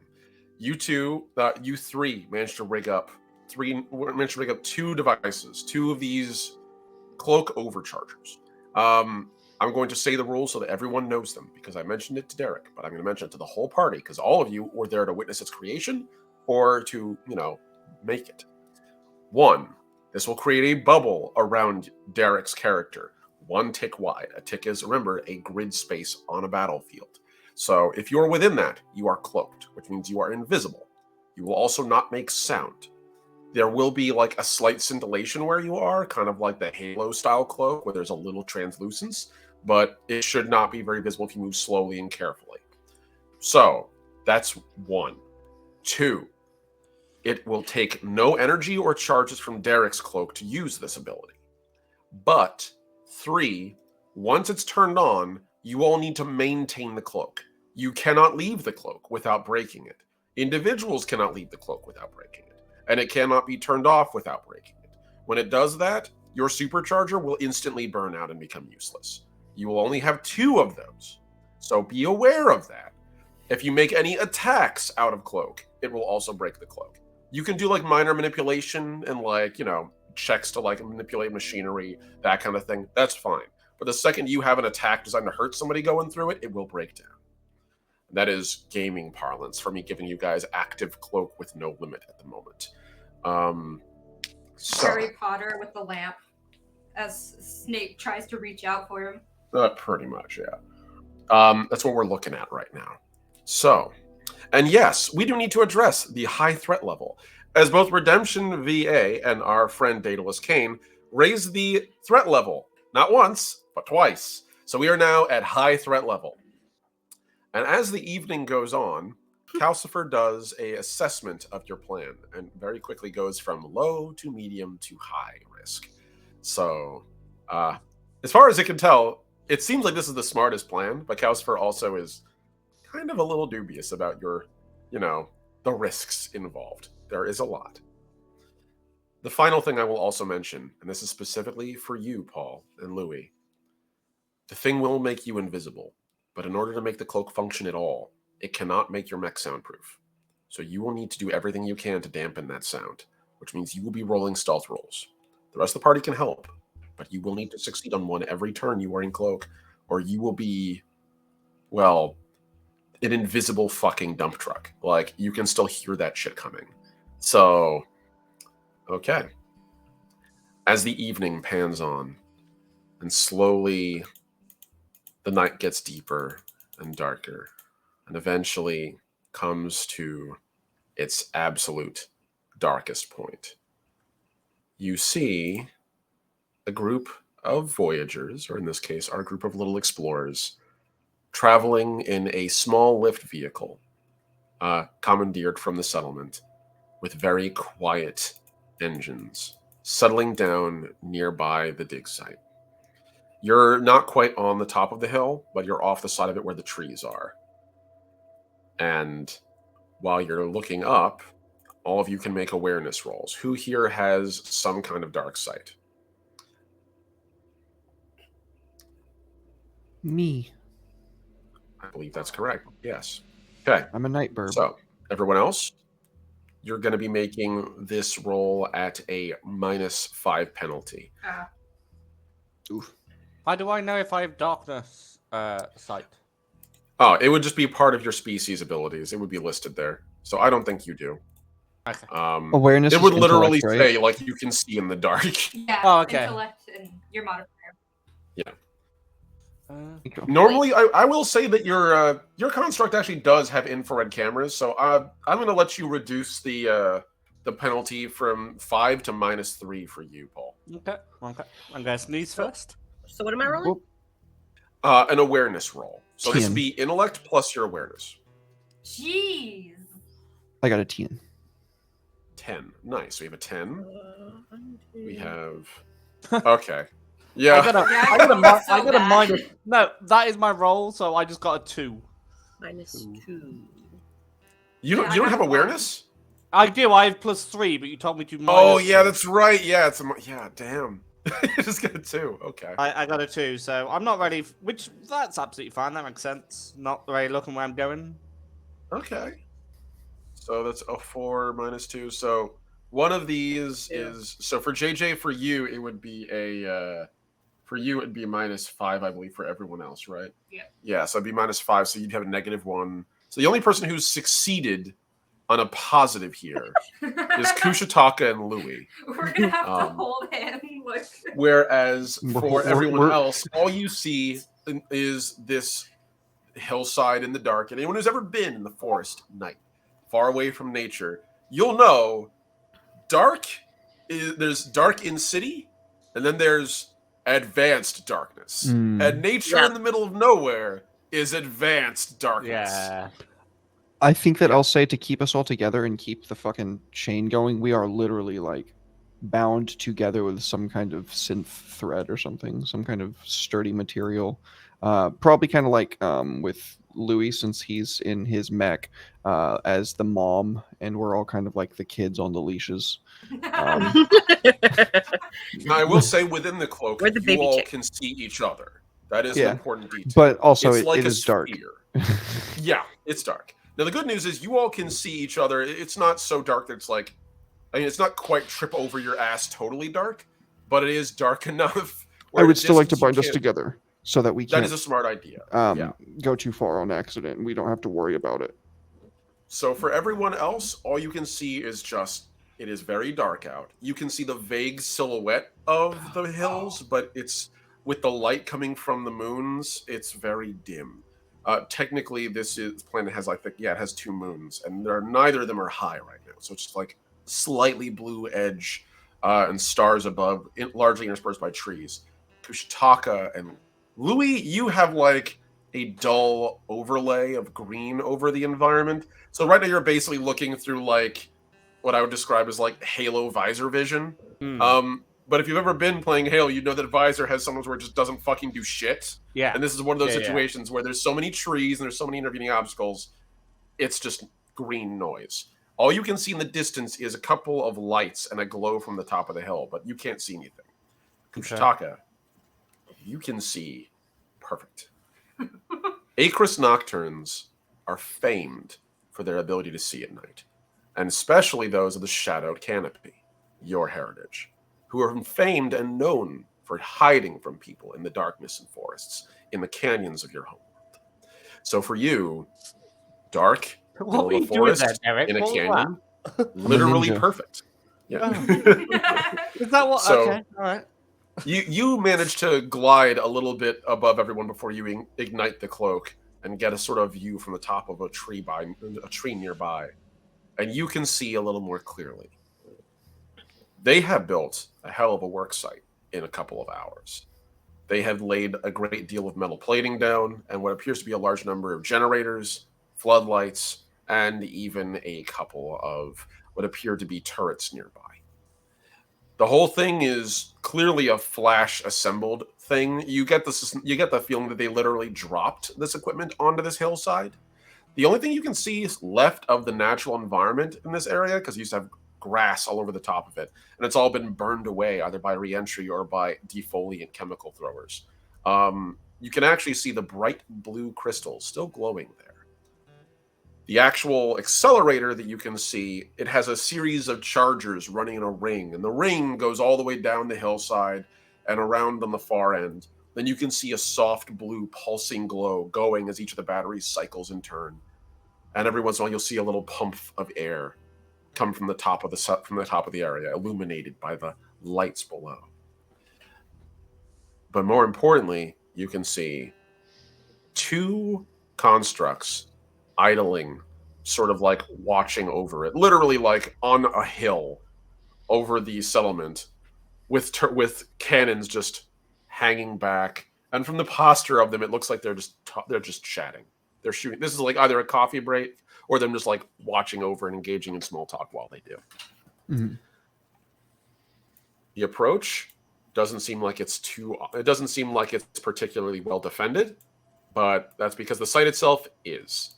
And they seem to be pretty confident that they made their fucking point earlier. Mm-hmm. So I have a That's battery all of you see, questions. Okay, go ahead. First of all, it's not important, but my brain fixated on it. I think please. that the little things that we're like chained together with is like I said, like synth thread, but like with little carabiners that we clip to our belts. My brain fixated that. I had to get that out there. No, that's Um, perfectly fair. So yeah, you guys are basally bungee corded together. It's Yeah. really nice that somebody else's brain does that. Second You thing. heard my dialogues? Yeah. Go ahead. Gallant is separate from us. He's going to be setting off the distraction for us, like elsewhere, and it's going to lead the creatures to the site, right? He was planning on going with you, but if you guys wanted him to do that, he could try to sneak up on his own and do that. I would prefer to be with us. Yeah, it sounds like it's going to be safer if he's with us. Okay. Third, do they have auto turret emplacements that I can detect on my on my hacking module? So they do have turrets, but they're not auto turrets. They are manned and they are mechanical. So at Okay. first glance, they looked like they were kind of robotic-esque, but then you sort of see there's people in them, and they are like almost like World War II style, like hand crank ones. They were prepared Okay. for you specifically. More Yeah. like they were probably using whatever technology they could get a hold of. Auto turrets would be the expensive option. Yeah, This is probably the so. cheap, mass manufacturable option that they can take, Starship Troopers. pretty much.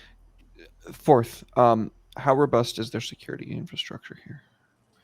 From what you can tell, this place is just a construction site with guards. There does not appear to be any kind of like detector mesh or webs laid down. They have built this place in under 12 hours. In fact, from the time you last talked about this, it's been maybe 4 hours. And they managed to assemble all this much, pretty impressive as it is. But as a result, it means that their security is down to literally patrolling the site. Okay. So I that is thought all I they lost- got. Guards, turrets, and mechs. But they don't have like camera arrays or motion detectors or anything like that. I lost count of how many Thank questions God. this is, but I think this is my last one. The stealthing It's module fine. that we crafted, it doesn't allow light to pass out of it either, right? So like if Louis got his like lights on from the inside, it's not gonna Correct. glow. Like Yeah, just no, mysterious glowing lights from nowhere. Yeah, no, it suppresses light. So the way that this thing is designed to work, it allows light to enter. It does not allow light generated within to leave. It is literally kind of projecting. The best way to describe it, it is projecting a solid hologram of its exterior on the interior, and it is projecting a hologram, a perfect hologram of what's behind it on the other side. So it is basically taking light and moving it along the exterior, and for your benefit, providing a perfect image within. It is technically on the interior of a cloak without modern technology, pitch black, because it is completely shutting out all light. And the eldest cloak technology was also a vacuum tube, because they couldn't even let air entering it. Good thing it's 400 years in the future, and they've worked out a couple of those kinks. That's funny. So Okay. Specifically the air one, to be honest with you. Right? So I'll fly down, land on top of Louis' mech, and like clip myself in. Does Louis mind Kushitaka being on top of his mech? He might. He didn't ask permission first, but now that he's used to it, he's like, "Yeah, go on, the donut boy." So I kind of very quietly say, it might be to our advantage if when Gallant sets off the rock hopper pheromones, I take out the lights. That way, any troopers that are walking around will have to be using flashlights, and it'll be very easy for us to spot them coming. Good idea. How silently can you take out the lights? I just like flip open my. Well, I guess you can't see because you're in your mech. I can do it in an instant, and nobody would even know. Well, they will know because they won't have lights. I'm saying they won't know that anybody was even there. Like they wouldn't Oh, even okay. have That like makes any sense. log or anything. Okay. Yeah, the bugs, for all they know, might have been attracted to it, run into it, crashed it. Yeah. It's okay. I didn't know they could do that. Okay. At this point, Gallant raises a metal hand, and he's no longer wearing his EMS uniform. He's wearing just like back to his green suit, which ironically again gives him like Buzz Lightyear colors, as was pointed out by someone, and makes me go, "Oh shit, I didn't think of that combo." So as he raises his metal hand awkwardly, I do want to very quickly just let everyone know, when I set this off, I had to kind of weigh on the side of reaction over subtlety. If this were a field test over the course of days, I could gradually increase the pheromones, increase the sonic disruption. But you want results very quickly. So I'm just turning it up to 11. Which means if you all had a run-in with rockhoppers before, this might be significantly a larger event than the last one. Well, what's it out of? Because you said turn it up to 11, but if it's out of 100, that's not very high. Out of 10. Oh, that is high. Okay, I understand what you mean now. This device is technically designed to slowly disperse pheromones over the course of weeks. I'm telling it to dump all of its pheromones in under 5 seconds. Oh, okay. So, correct me if I'm wrong, but we are right at the entrance to the relic site, correct? Yes, you are on the southern side, which was the easiest approach for you guys since, as you remember, the relic site had a bunch of crystals around it, and they basically make a ring around the north, east, and west. So you'd either have to tiptoe through crystals that give you like enough room to squeeze through, which would make the mech just have to like King Kong over them, or you would approach from the south where there's sort of an entrance. Okay, so Kushataka at this point is going to lay out the plan that he's been formulating to the rest of the group. He says, Amaya, if you can get us a ride out of here, I think we might have everything we need to pull this off. I'm assuming that you can. You're a competent negotiator. I'm just saying it would probably be up to you to secure that. What we would need to do is set off the bomb while everybody's distracted with the things. We make our way inside, and while we're making our way inside, we need to make our way over to the gun emplacement so that we can set off manual charges there to take them out. We don't know how long we're going to be in there, so we can't risk a timer. We're going to have to set off like manual detonation charges. What we can do... And in the distance, you hear this loud, audible, and a shockwave of air come from the top of the mountain. And beneath your feet, you feel like a small tremor.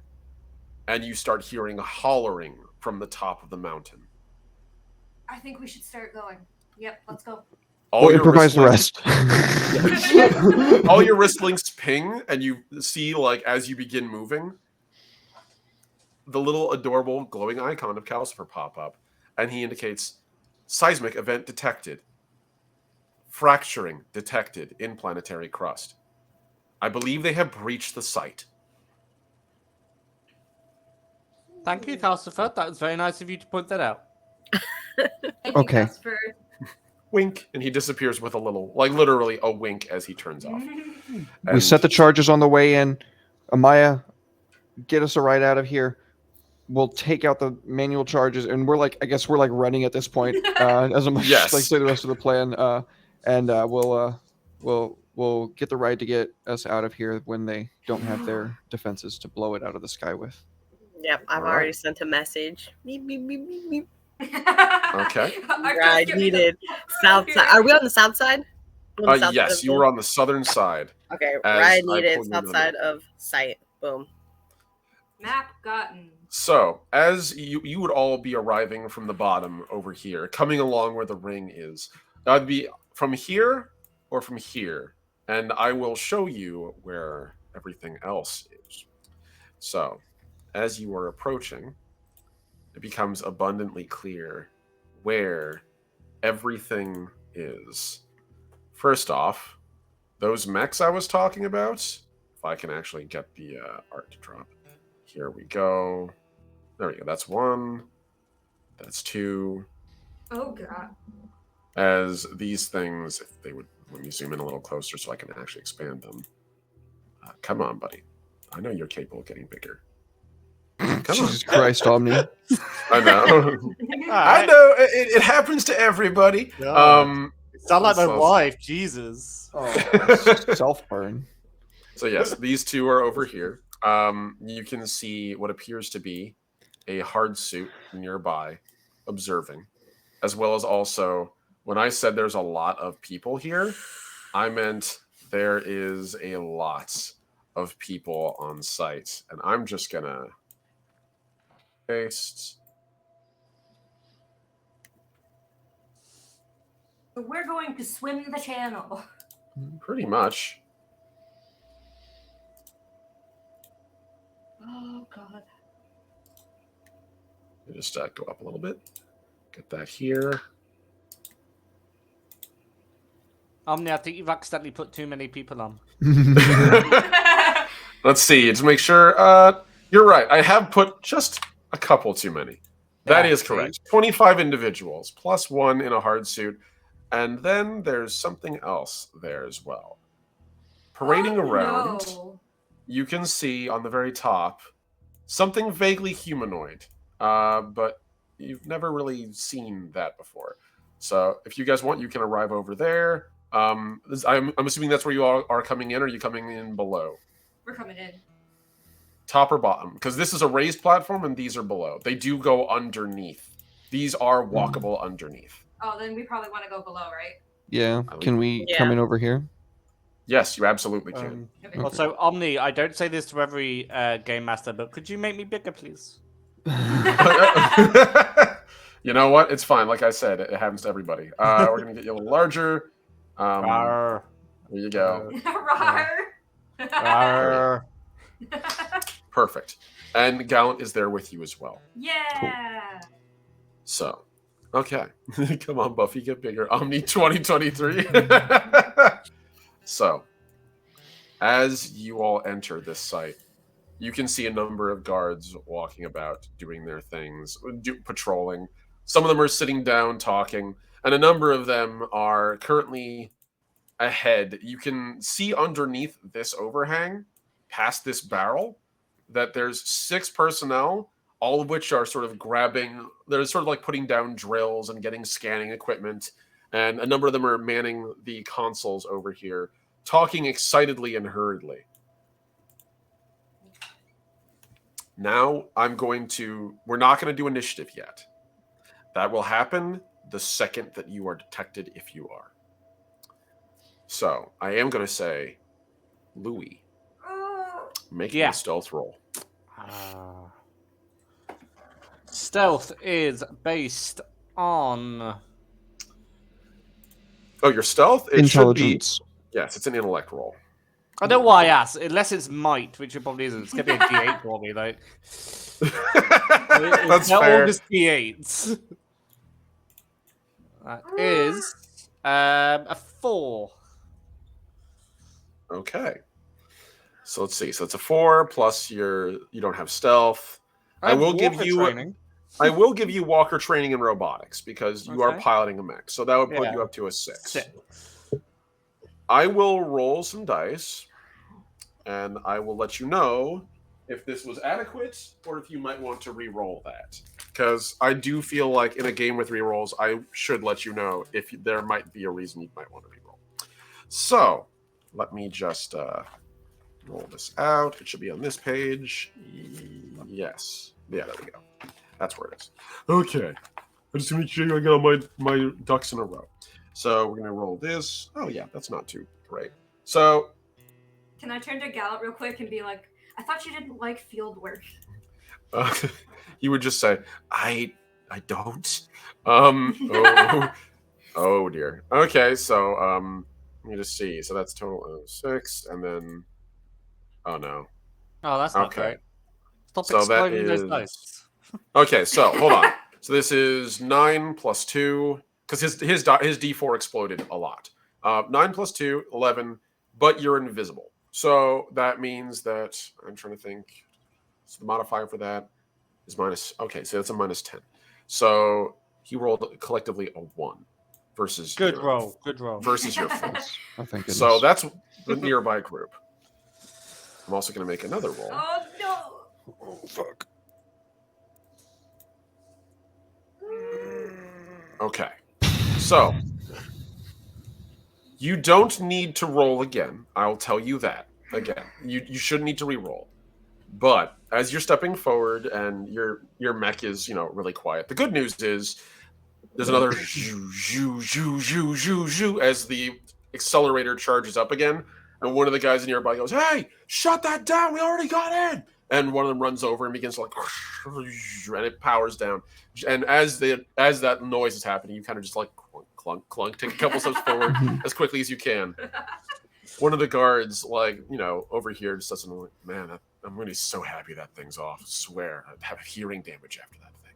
And as they're standing there, chatting, this strange humanoid thing sort of walks nearby, and you can see as it gets closer, it's human, very clearly human in its silhouette, but it is big. It's almost hard suit sized, and it's covered in what seems like atmosphere, not unlike the kind that you saw your Anazali benefactor wearing before, but it's not quite the same. It's almost like knockoff or off-brand. The strangest thing about it would be the eyes, which you can see absolutely simmering beneath the visor that's largely blacked out. You see these bright purple eyes, so bright they almost leave burns in your retinas if you look at them for too long.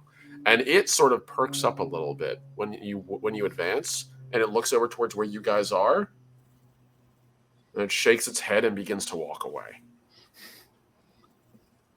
You were really fucking close.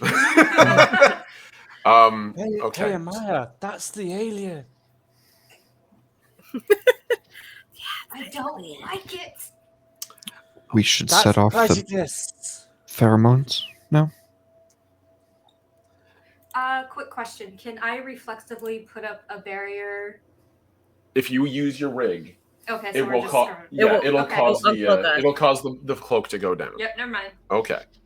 I If we figured I'd tell you. set down the thing and then The pheromone. keep walking.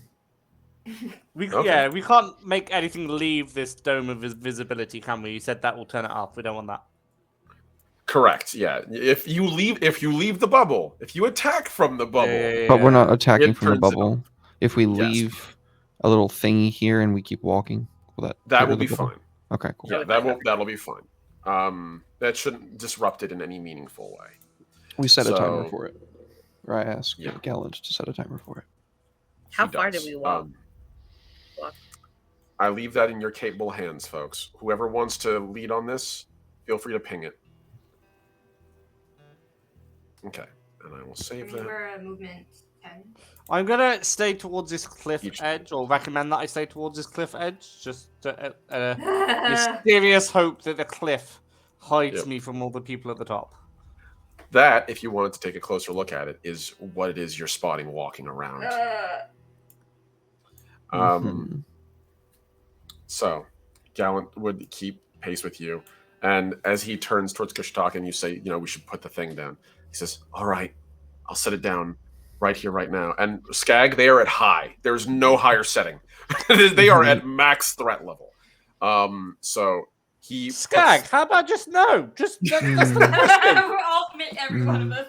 Stop it! He puts the device down on the ground, begins to type on it, and you can see as he does, his wrist link is creating a keyboard interface for the thing as he's typing in hard light. And after a couple seconds, he points to it, and then sort of stands up and looks at you all. "We have a few seconds to get away from this thing before it detonates. I would advise not being at ground zero, because they will come to the greatest point of pheromone concentration, and that will be that when I hit go. So Okay. I can give us 30 seconds to get clear." All right. Let's move, people. Let's move. Yep. Yeah. All right. And as you all move away, Gallant just boop pushes the button, and before you all leave the zone, you see before it leaves the zone, you see the metal device just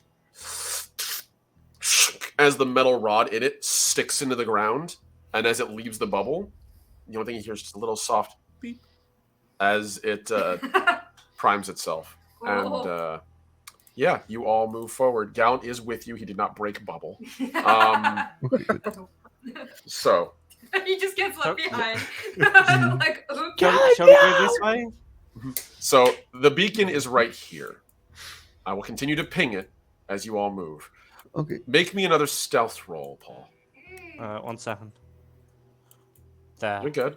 And again, Gallant's keeping pace with you as you walk under the overhang. 6. 6. Okay, nice. All right. Yeah, 6. And we're still invisible, so I'm going to make the dumb rolls for the dumb. Oh, man. They really want to try to spot you, but they don't. Go away. I'm invisible. As for the big one, That's when we're all just holding our breath like. Oh, Jesus just Christ, that's twice. relentless. Yeah. And then finally, at this He point now, knows. Oh. Oh, Okay. God. yeah. So as you guys are stepping forward, one of the mechs up here, its sensor turret sweeps the area, and you see the little red the red laser light just wow over you. And for a second, you're like, oh shit, oh shit, oh shit. But you actually see that it doesn't conform to you. It conforms to the bubble around you.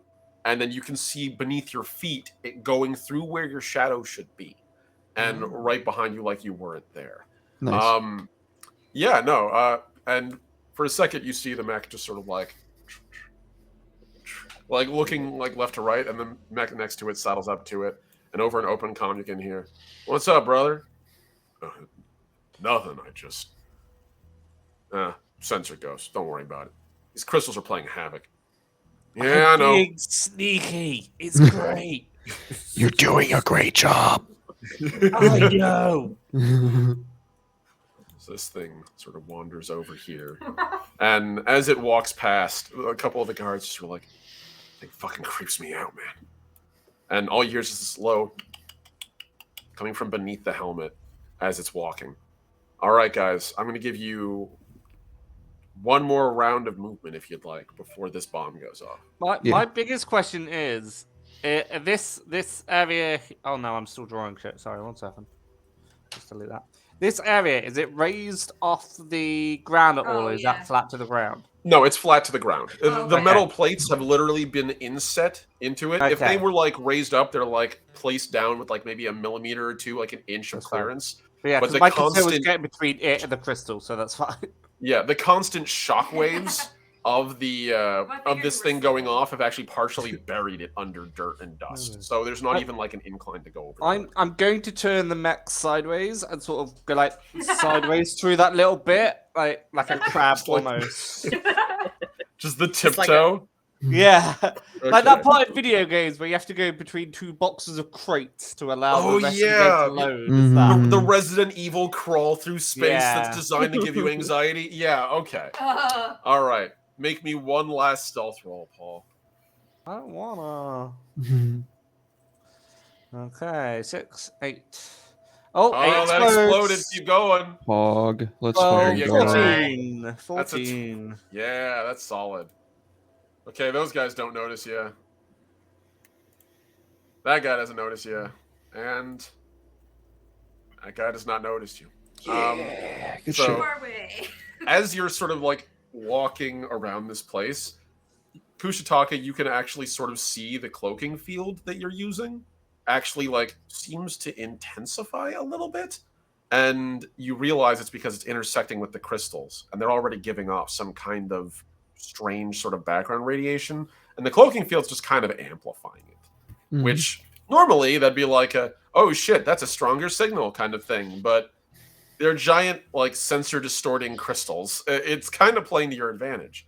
Hell yeah. No one seems to notice. Even the that thing on the ridge up here doesn't seem to notice as it slowly turns its head from where you were before, and its eyes sort of glaze over the rest of it, and it begins to stalk around the back of the mechs and over towards the dude in the hard suit with a very familiar set of markings, and they begin to converse, although you can't really make out much more than as like their mics are filtering out the audio, and it's only internal comms that they're using.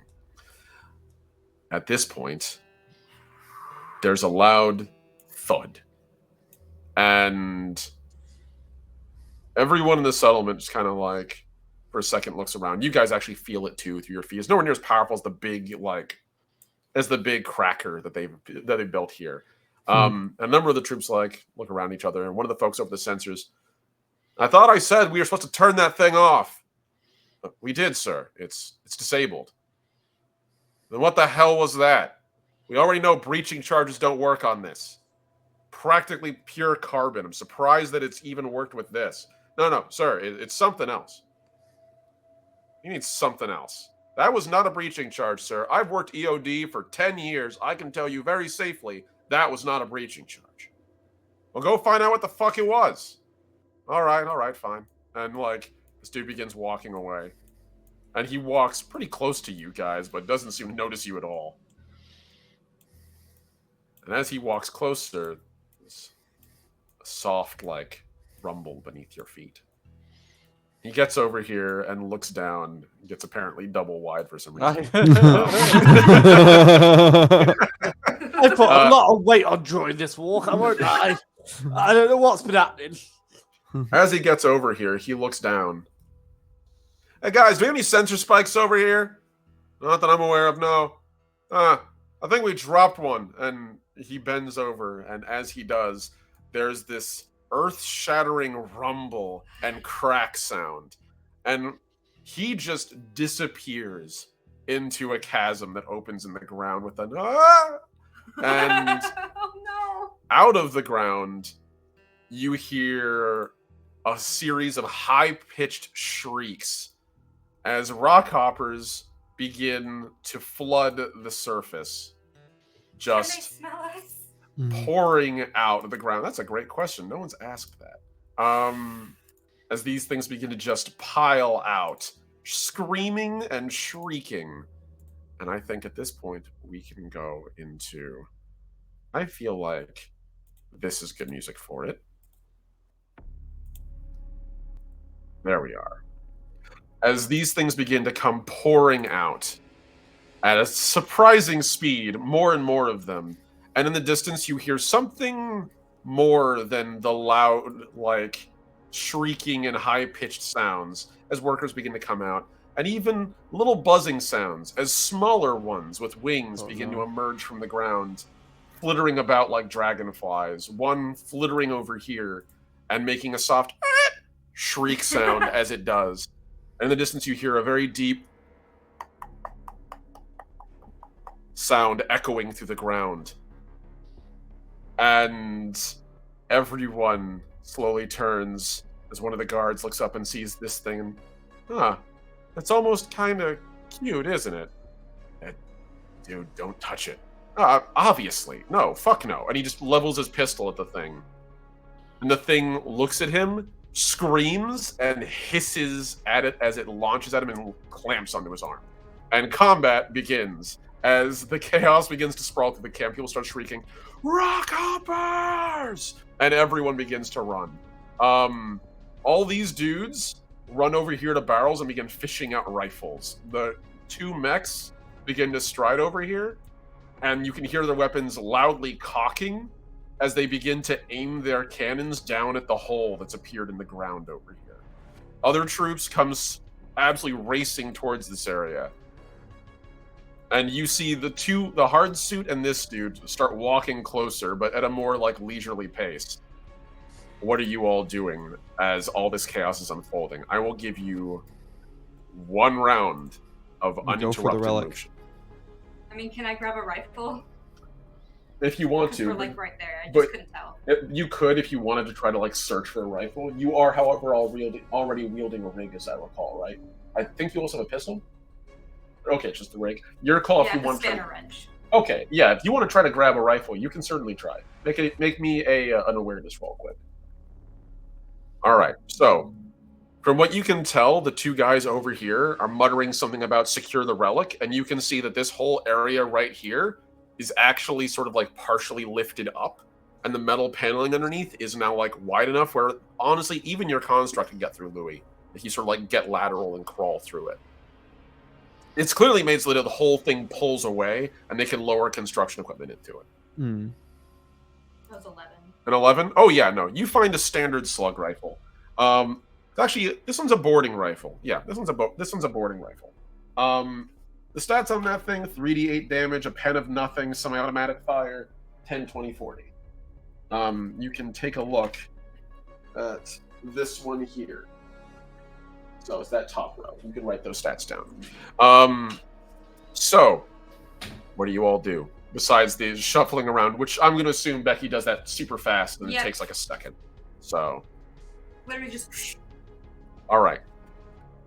What are you doing? I'm going to let you all roll initiative now to decide where you're going and what you're doing. You can move together, but this I might want to go become for the relevant. relic, folks. That's just me. I'm not the only Yeah, I player follow here. you. Okay. Ooh, Jesus. I forgot how to roll for initiative. I'm assuming a d20? That is actually, it's for you either an awareness roll or it is a coordination roll. One of the two. Your choice. Okay. So awareness is tied to intellect or just a Yeah. base coordination. So I'm also willing to let you guys roll stealth rolls if you'd like for this one, considering the circumstances. I got a 10 for my initiative order. Okay, nice. All right. You all have free control of your tokens, so take it where you'd like. If you want to go over here and try to scoot underneath this thing, I'll let you make a stealth roll if you wish.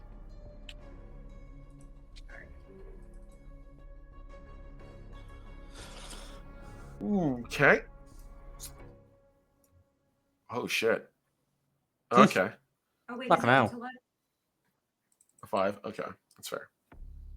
Sorry, I wrote the wrong one. 7. Okay, there we go. All right. So let's say that's enough for this. So far, okay. So yes, you all managed to saunter over here. So far, none of you have given away your position. Make me, all of you, one last stealth roll in initiative order.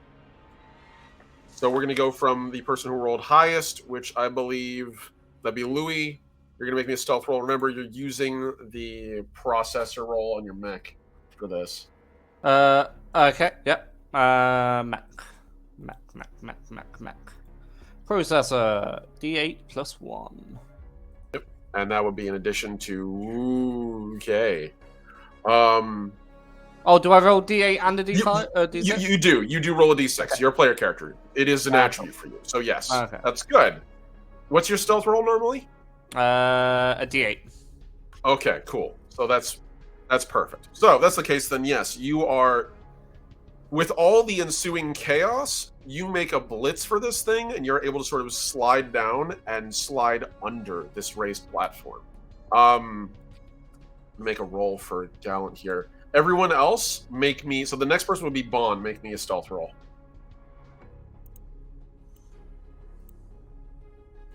Wow. Okay. What's your stealth modifier for that? 0. 0? Okay, so it's 5. Yeah, for both times. All right. Well, you have thus far you have not critically failed, and everyone seems to be pretty distracted. I'm going to make 2 rolls for these guys over here fast. Okay. Good news. They're both very distracted by all the chaos as they're trying to lock this thing down. They don't hear you, even as you slide under. Your feet kind of scrape on the metal, and there's a loud shriek that occurs. But you still manage to sort of slide under. And next up is going to be Amaya. You're next, I believe. So I don't have stealth, so should I roll like survival? I'll let you roll survival if you'd like. Okay. So that is endurance, which is a D8 plus 1. Normally it's more for certain kinds of circumstances like surviving in the wild, but I'm willing to let you consider this kind of like a thing you would need to know that way. I'll give a negative modifier that I'll apply after the roll. Okay. So that'll be a D8 plus 1. And a D6. Okay. So 4? 4, okay. Gonna roll 2 more of these.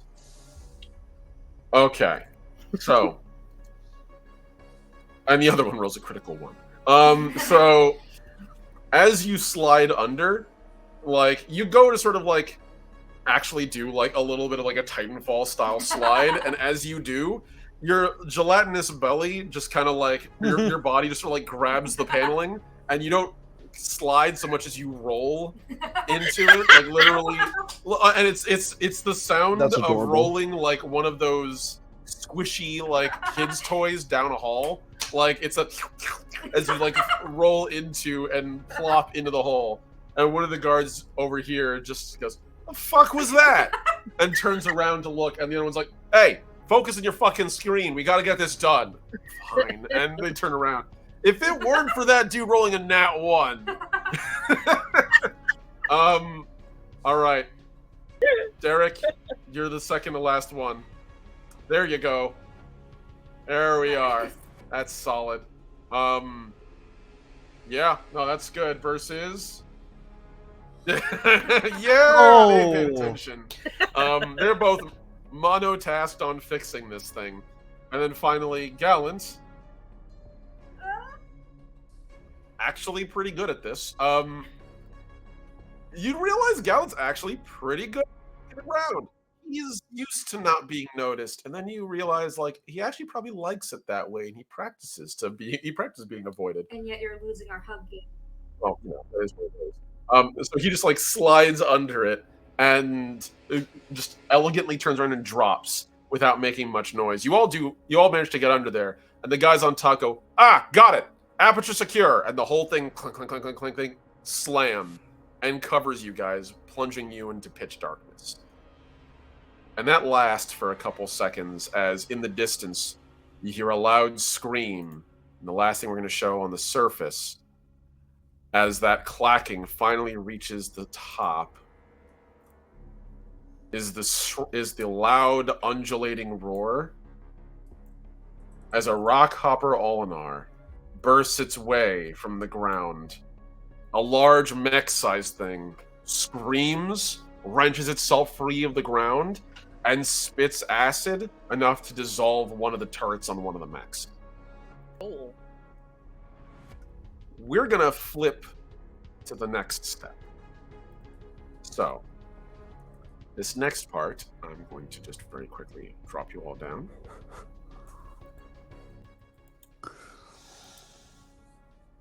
I think that's pretty good. Yeah, we'll leave that at that. I think we should leave the music. Underground. The only light you find is a dim red, almost phosphorescence in the distance. Bless Zoom you. type Bless you. is a dim red phosphorescence as I pull you all back to the main screen. There we go.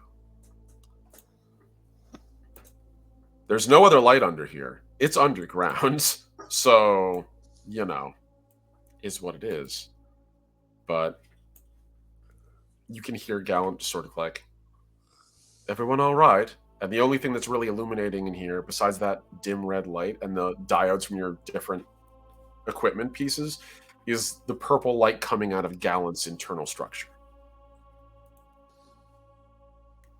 Does Well, that's anybody handy. want me to turn my lights on? Please. Okay. And I flick the right button to turn on my mech's light. I'm assuming it has lights, it would make sense. Oh, absolutely. You've got Yeah. floodlights. You've Yeah. absolutely got You just hear floodlights. the ding ding as it turns on. Yeah. Yeah, you're literally in like a cat tractor trailer. Yeah. Like this thing is basically just like a forklift that you walk in. Mhm. So as you flip the floodlights on, and you realize that the active camo is currently obscuring the ability of your lights to work, I'm gonna presume that Kujitaka turns off the lights because the second he walked away was the second this became relevant. But for the moment, I'm gonna assume that you do, and the room illuminates. So the underside of this looks like some kind of volcanic caldera. Like the top already looked a little bit like sort of the volcanic basin, but now you're in the actual lava bed. It's still hardened and long since like solidified over. But Despite that, you do see that in the distance there's still that same magma-like light glowing. And that's in the direction of the signal that you're getting for the relic. So we're going that way. I would would presume appear so. so. Welcome Yeah. back, Derek.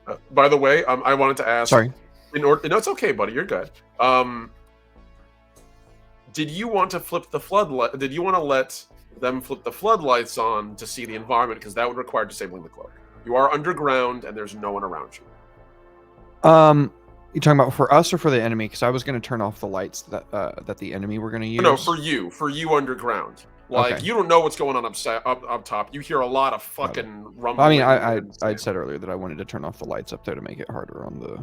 Okay, I'll let you bad make guys. a hacking roll since you're still connected to the local net, at least at this particular part. You have I'll like a make second or two before it Both shuts down. roll attempts. I will do the second thing. Okay, so This one.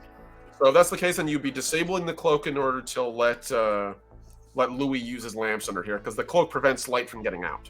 So, so you're taking the stealth roll down, and you're making a hacking module roll. What program are you using? Can I ghost to get in, or do I have to use excuse me, mouse to get in, or do I have to use Geist? You don't have to use Geist. You can use mouse just to get in. That's totally possible. Geist just guarantees you if you succeed on Okay, being no, I'll able just to use turn Geist. them off and control. There's no reason not to use Geist then. Okay. Okay. D10 plus 3 plus 2 plus D6. Oh, that's not a great roll. That's only an 8. Should I re-roll that? Let me roll and see. Camp technology isn't particularly powerful. No, you're good. Okay, And I'm going to make a very quick roll attached to that. No, they do not trace you.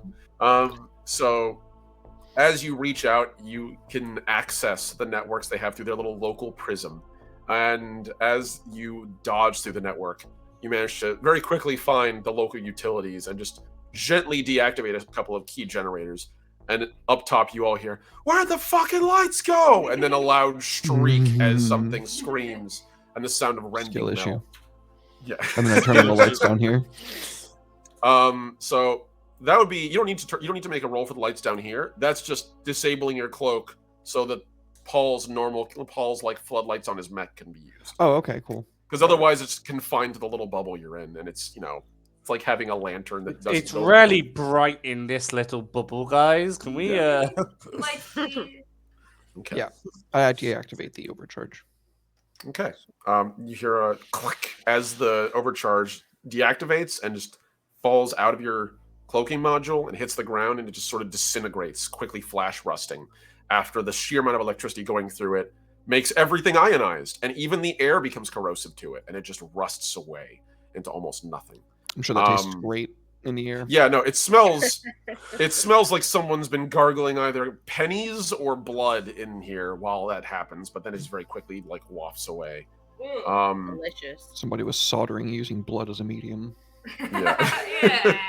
yeah. So as the headlamps ignite, you, like I've said before, are inside of an underground, what appears to be a magma tube of some kind. You were in a volcanic caldera before, now you're in the actual magma chambers. These are all old, but in the distance you see the soft red glow coming from further down, which you'd assume has to be magma.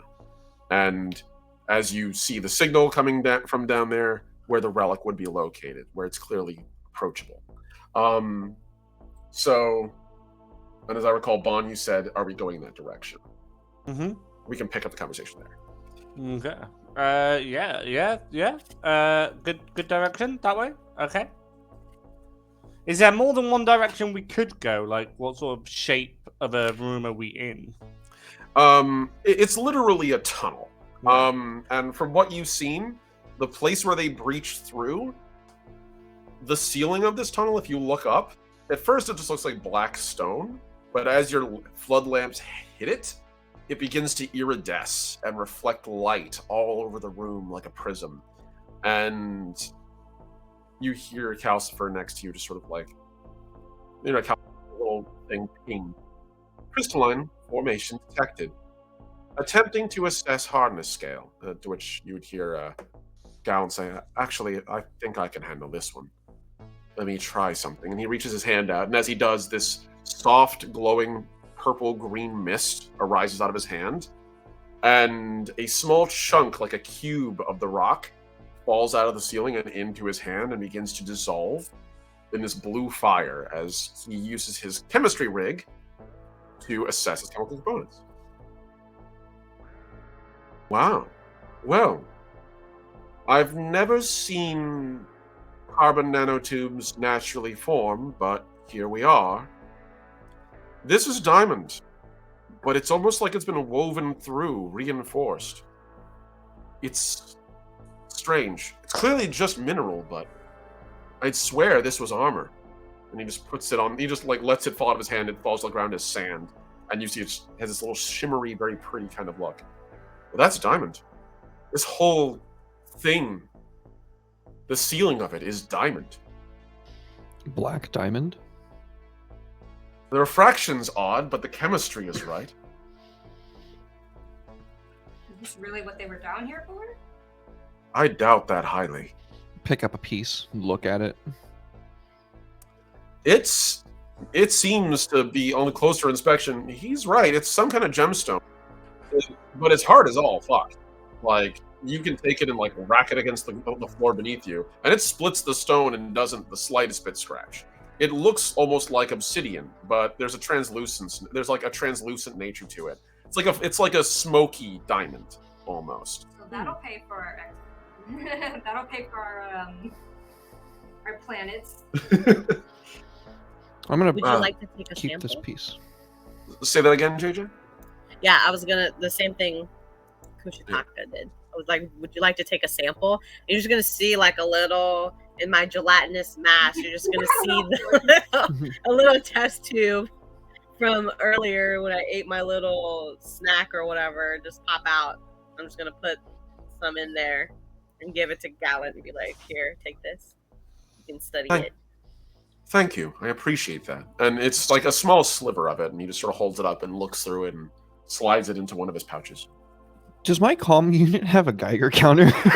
I'm willing to make an awareness roll for me. We'll Okay. assume that. You do have a wrist Oh, link on fuck. there, and your wrist link does have a number of technologies in it. So we'll consider the level of your roll to determine whether or not you thought ahead to get a fucking Geiger counter.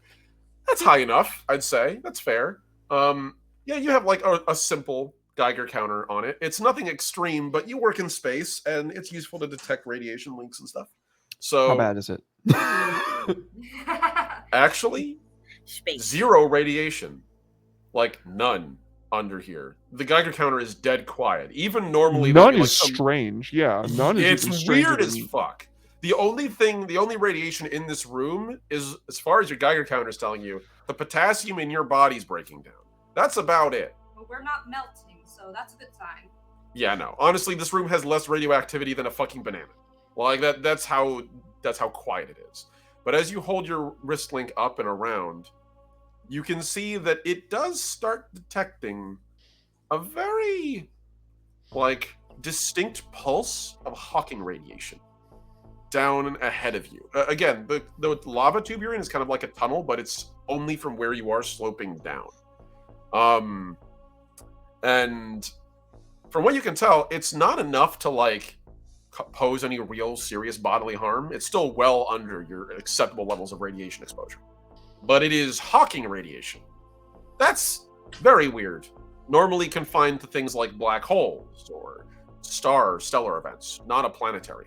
So can we turn on our atmosphere to protect ourselves, just in case? If you want to, you all are wearing it. Yep, so- immediately turning it on, just in case. Beep. Yep, same. When I see Becky turning hers on, I'm like, that's an engineer. I'm gonna turn mine on.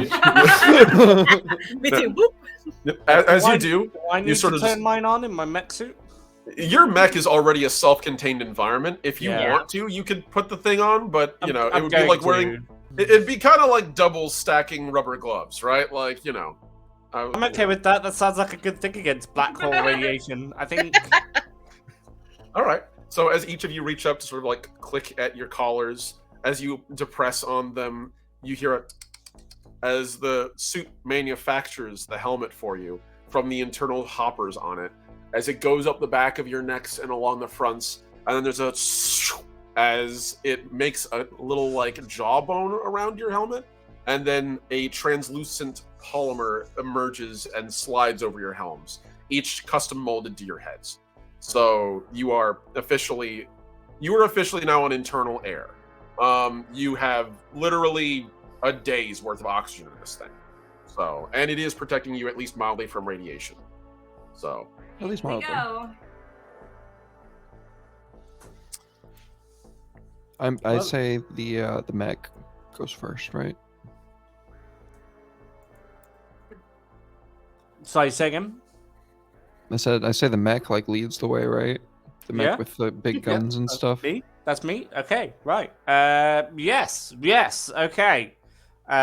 This way, team. This way, you said? Right, okay. Yes. Yeah, towards the pulsation. Towards the pulse, towards the danger. Good fucking plan. We can So- see past like under his legs and stuff, right? oh yeah, no. This thing is about 19 feet tall. So That's what I like, figured. I didn't want to like block Yeah. our perspective, but I figured, you know, the Yeah, first no, you can scary s- thing that we have going first is probably the I can tell you what's in front of me if you like. I can keep a running commentary if anyone needs to know. It's a tunnel. More tunnel.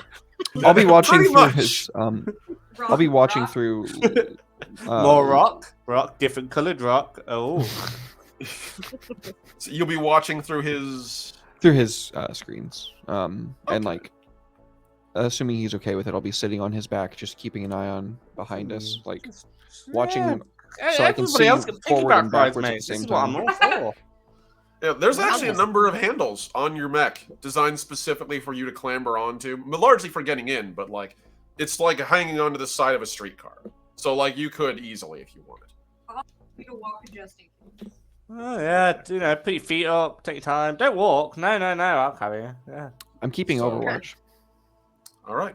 It's pretty low bridge for you, Kushitaka. This mech is 19 feet tall. The tunnel is big enough to drive like construction equipment down, but this is construction equipment and you're on top of it. So like you can see the texture of the roof above you, like within 4 to 5 feet of you.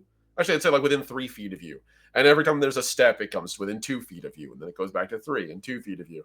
You get the distinct feeling like if Louis were to jump, then you would. So thankfully, no need to worry about that. But Don't do it. Please keep Um, all hands and feet inside the ride at all times, and if you were to have emergency exit, the exits are downwards. you would hear Gallon just chuckle and through the comms just say, "Por favor, manténganse alejado de las puertas." And I always wanted to go to Disney World. I hear it's still open somehow. And so I will say, 400 years in the future, you can bet. Unfortunately, corporations still exist. And so I'm holding my sniper with my feet. that's That's very all.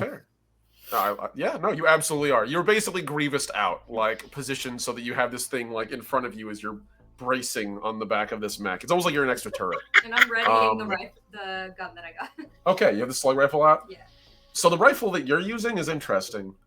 Flash manufactured, really cheap manufacture. Like clearly made for immediate deployment and maximum efficiency. And more importantly, when you check the magazine, it doesn't have metal bullets. They're plastic. And you realize why this thing is built the way it is. It's a boarding rifle for space combat, where you don't want to blow out a fucking corridor you're in into hard vacuum. So these things can't penetrate more than a little bit into flesh, but enough of them will fucking kill you. And at least they won't break a wall. So you guys walk along this tunnel, and it's about like a 5 to 10 minute walk, even with the mech moving at like, moped speeds basically with its casual strides. And eventually you find yourselves in this large underground chamber, and it almost mimics where you were before. The light finally illuminates, and you can see where all this glow has been coming from. There is lava down here, rivers of it, and small pools of it eddying around, but also crystals. Not unlike the ones above, but these ones are all refracting the light from the lava around it. There's a couple of boxes and barrels scattered here and there, and a platform at the far end with a soft, glowing blue light. Cool. This is pretty Let's cool. not die, shall we? You all can put your tokens anywhere you'd like. I figure over here is where you would approach. Okay. And I will Yeah. again make your token large as you need, Louis. Large. Make me big. Make my monster grow! Enlarge me, please. You have been enlarged. Oh, you know what? It felt good. It felt good.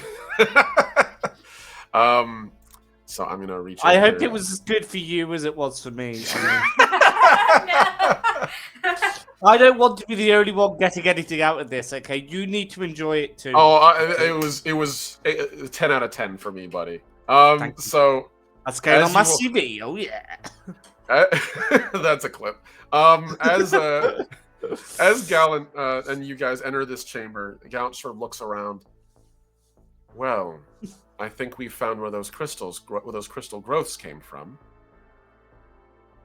Now let's see what made them. Oh, why do we need to be in a rush to bother the crystal lava? Yeah. Okay. We're all right. Okay. Cool. Yeah, because Yeah. we don't know how long they'll be preoccupied upstairs. Yep. I mean, I do think hear the ceiling distant rumbling. closed on us. The ceiling closed on us. I'm not sure how we're getting out of here anyway. I would advise caution, personally. I'm not worried about them getting down here from the surface, but, well, I didn't think we'd be going underground. This is a consideration I probably should have raised earlier. It is entirely possible that rock hoppers may have tunnels intersecting these lava tubes. Will they hear us over the lava? I doubt it, Then but we should be good. Let's not think. How about loud that. is lava? it's making some pretty loud. It's rumbling. Nothing. Yeah, like it's not quite like full-on volcano, but like the heat is making a large, like it's basically cycling the air in this room. It's very much like the interior of Mount Doom in here. There's a constant like airflow from the heat. Thank God we going have to- our atmosphere. I'm gonna say that as an aquatic being, I hate this room. So, just gonna You say know, that you're- I probably will not be in the front. I should probably scoot back here. Yeah, Your your jelly's just shaking like, ugh. Yeah. your atmosphere is not filled with air but water, and it is conditioned to a very comfortable like mid like fall ocean temperature of like 60 something degrees Fahrenheit. But in here you can feel the water temperature tick up to like a good 70 degrees, and your suit's basically working on overtime just to make it that cold. How deep is that jump? From where you are, that's about 20 feet down. Jeez. Each tick is Um, about 5 feet, and it is about 4 feet. It's about 4 ticks up. So we're climbing down you.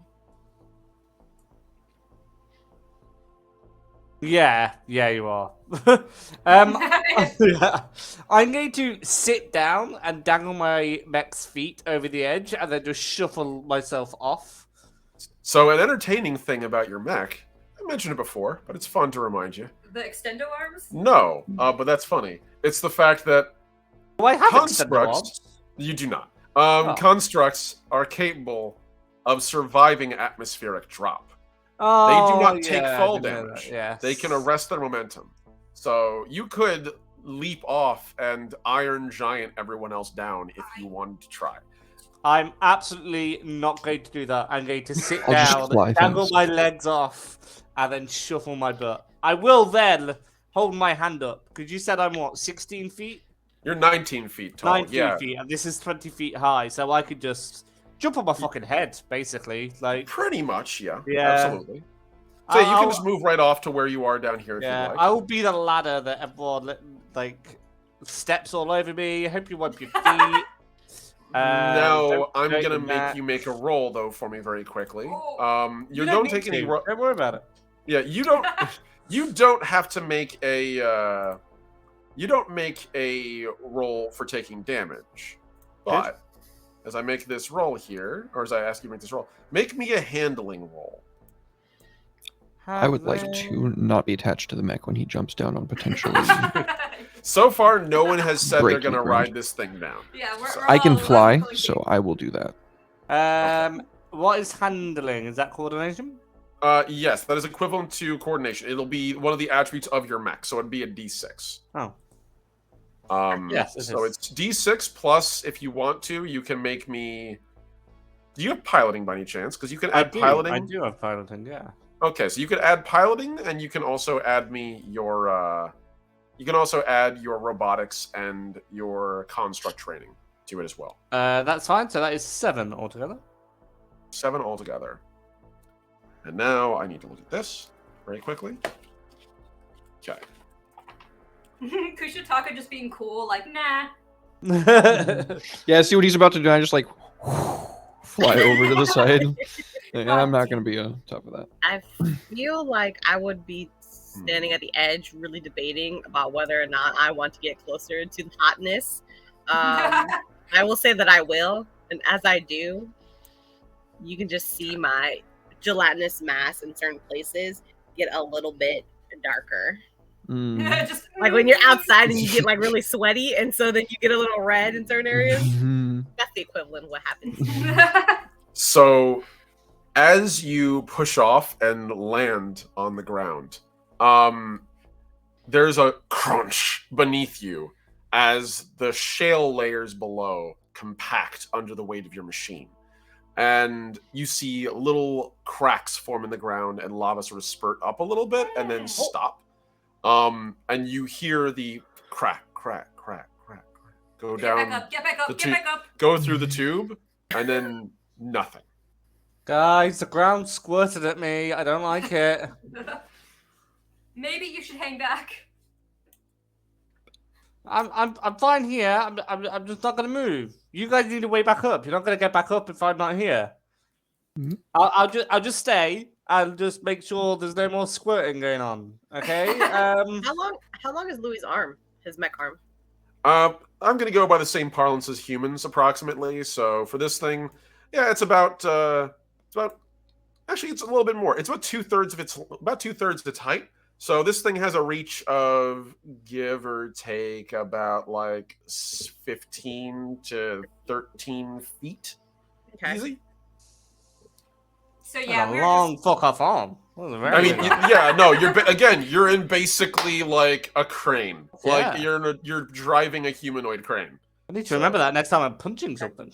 Mhm. Skag. just sploosh. All right. Yeah. Can I carry somebody over there? Absolutely. Yeah, you can totally do that. Who wants to Oh, catch a my. ride? Me. As Amaya has already schlucked her way down over the mech, Uh-oh. you can see that Gallant walks over to the side of the stone here and just looks over the edge. Oh, that's going to be interesting. Well, haven't done this for a while. And he holds his hand out, and you just hear a shh as he releases more of that green mist. And where it lands, there's a as this begins to solidify onto the stone and expand outward, almost like foam. And eventually he has what appears to be like stairs there, casually, like allowing him to just sort of hop down a little bit. And as he touches ground at the bottom, they just all immediately dissolve back into like a slightly foul-smelling chemical compound that dissipates very Show shortly. off. God, Yeah. Buzz Lightyear's so Yeah. fucking cool, bro. Everyone has their own way down. Don't need a giant mech suit. Dip, dip, dip. I'll pick up whoever wants me to pick them up. I guess that's Amaya. I'll dive down there and then catch the heat current to take us over there. You go all the way over there? Okay. You just see my little gelatinous body just wiggle. As Battered buddy.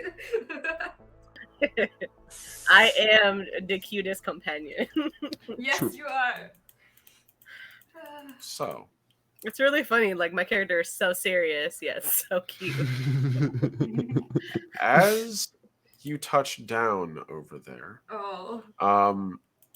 I want you to make me. I want you to make me a roll. Both of you two can either make me awareness rolls or research rolls. And the rest of you all can advance if you'd like. Louis, if you want, you can get out of your mech suit. You don't have to stay there if you don't want. Oh, that did not occur to me at any point. I will yeah, copy sure. it. I will copy it for you, and you can go ahead. I will shrink you down, and I'll leave the mech Oh. there for you, I'm you can now sorry. do your thing. Okay. It's okay. You're good. Because now I get to make another you. Oh, there's a bigger me and a smaller me. That's amazing. I'm going to avoid the fucking Oh. lava. Okay. So which rolls did you two make? Just respect My bad. Sorry. I go ahead. made an 8. Okay, you made an 8, and you were rolling. I'm assuming your awareness. Yeah.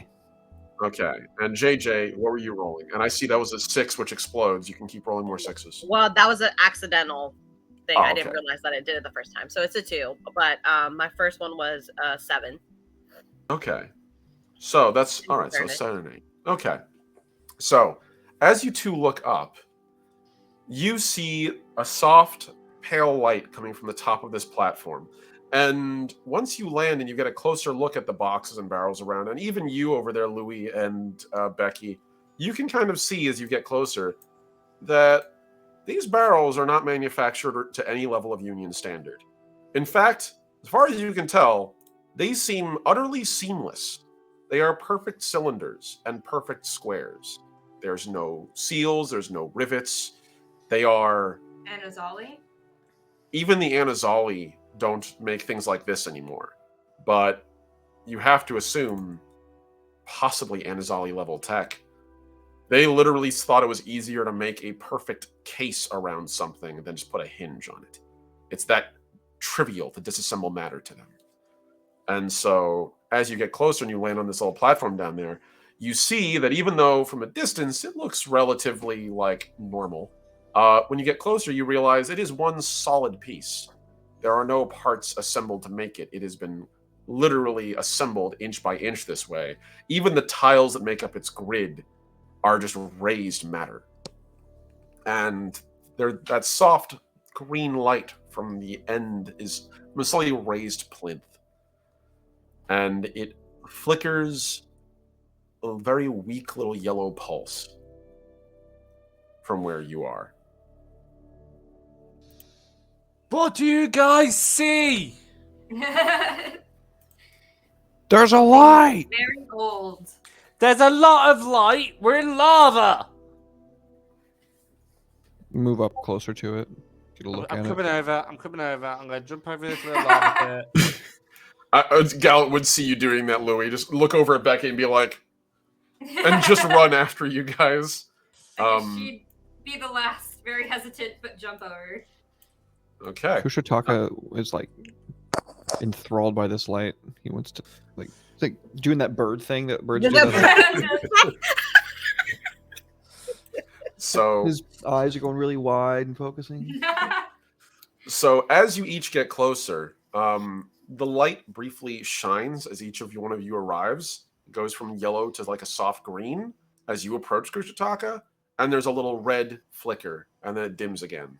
Maya approaches, and green pulse, red flicker, dies again. Gallant runs up, same thing, pulse, flicker, red. Louis, same thing, flicker, red. And then finally, since you did say last, Becky, you walk up the gantry, and as you get closer, there's a green flicker, a pulse, and then a soft blue light. And then the light completely cuts out. And the entire room goes pitch black, save for the platform where you're on. Like all the light just disappears, I don't think falls it to likes nothing. me. What did you do? Get I like didn't you. touch. And so, let me see if I can get this big enough. There we go. Well- And Derek, when you see this, you're going to want to maximize this. Okay. Why didn't it? Why didn't it shit. like me? I could have been friends. There's a soft pulse of white light Oh. from the ground, and it slowly slides out of that little plinth, almost like liquid mercury, and hovers there. And there is a loud shing as it swiftly changes from a ball to a ring, and then splits off pieces, and the pieces begin to glow. And flickering in the middle is what you first almost looks like white light, and then begins to phase in and out and hinge into ultraviolet and infrared. And then it begins to spread. There's a soft rush of air. And with a sigh, in the middle opens up, and you can see this ring of light that floods the area. And slowly it dims, and you can see you're looking out into open space, into the middle of what appears to be a nebula. We're not walking through this. Portal. Portal. No. It's a map. A soft wisp of what looks almost like clouds comes through from one of the nebula, like a golden little like flutter of cloud stuff, and lands on the ground, just dissipates. And that was literally some of like the material from inside. Portal. It's Oh, not yeah. a map. I don't Oh, think it's God. a map. What is it? What is this thing? That's weird. I don't like it. Turn it off. I Who think turn it this is- on? I think this is a Can portal. I make an engineering roll or like a Child of Tomorrow? I'm not sure if that would be linked to Child of Tomorrow, just to like guess at the surrounding structure. I'll let you make an intellect roll and a research. I'll let anyone make a research roll if they want to for this. Not engineering, but research if you have it. I think I have reserve. Okay. That'd be an 8. Oh, geez. Yep. Well, that's fair. Let me see research. That should be tied to your intellect if you don't have research. Mm-hmm. But if you don't have research, don't even bother rolling. I can tell you that. Yeah, fuckers. Don't even bother. All right. So, Mine is a 4. okay. Is anyone else attempting the roll? I do not have the rolls. I figured as much. It's Can up to you. I? I don't remember if you have research, Paul, and you were interested to roll or not. No pressure. I don't, and if I did, I wouldn't anyway because I'm No too worries. freaked out. Can perfectly fair. I? Well, that's pretty low. I don't know if I want to get information. I kind of want to re-roll. Use one of my modes to re-roll. I would advise that you have an extra, don't forget, in addition to the one you Yeah. start with. So I'm gonna re-roll that. Okay. Do I also re-roll the luck die or just the? The whole roll. You roll the whole roll again. It is a fresh roll. So that is luck die and the other one. That is not. It's barely better. It's one That was better. one better.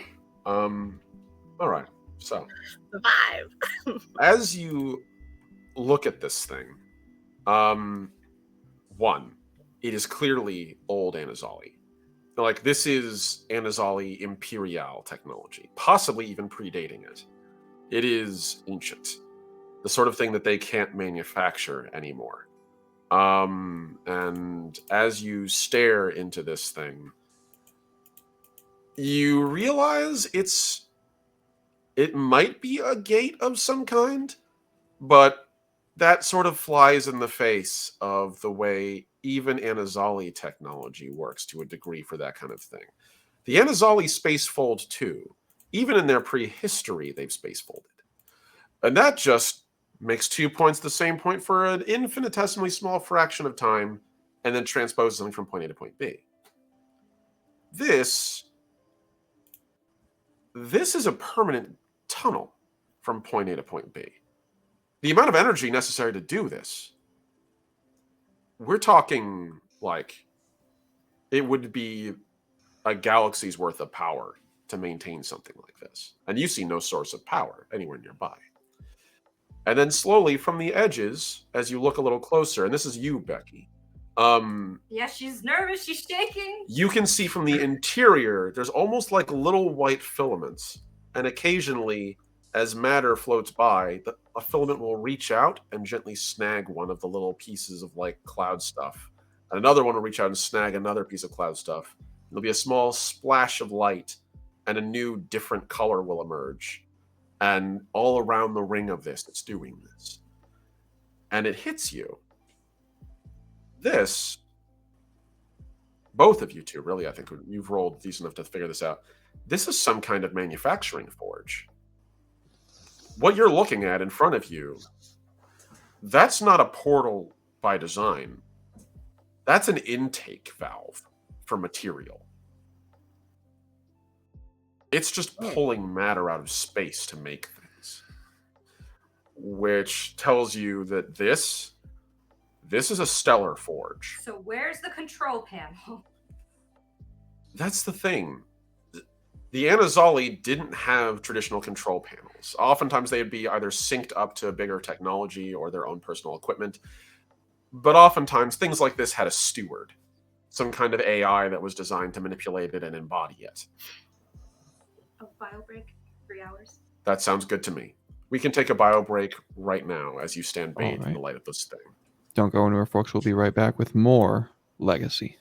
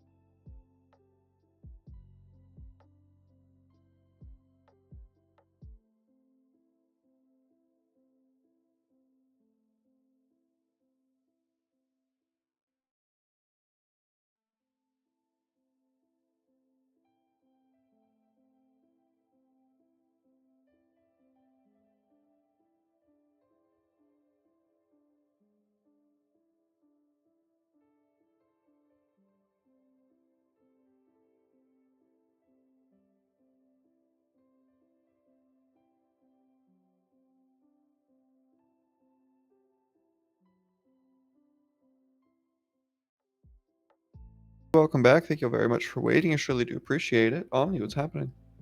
All right. So, as you're all standing there in front of this thing, in front of this Stellar Forge, I believe it was Becky and Bond who made the last rolls.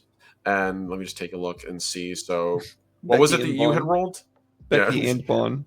Yeah, you're right. Becky and Amaya. Jesus Christ, so looking at your roll, I mean, you're not Amaya, wrong. Yeah, you got a 5, Amaya, and Becky, Becky got and Bond. They're the same an person. 8. Yeah. Okay, so Sorry. no, it's all right, buddy. You're good. So JJ, or say Amaya, your knowledge of this kind of thing is like very broad. You've heard of ancient Anazali relics and technology, and how that they are they're practically like magic. Clarke's third law frequently comes up when talking about Anazali's ancient technology. Quote, any sufficiently advanced technology is indistinguishable from magic. And in this universe, it's very rare you can not figure out what something is doing. But stellar forges are so ancient and so powerful that even modern Anazali have forgotten how to make them. It was lost in their collapse, and they truly are rediscovering the science of it. They don't understand. So how they could tunnel space like this? Becky, your mind goes to somewhere else, though. And that's the fact that these things are usually tied to Anazali, either technologically, through their equipment, through their personal suits, or often they are slaved to commanders, lords, Anazali of power, who are able to command them. Fleet princes is the common term that used to be used, or fleet lords. But there's no fleet lords here, so this thing shouldn't have turned on. In fact, there's no Anazali here, so none of them should have turned on.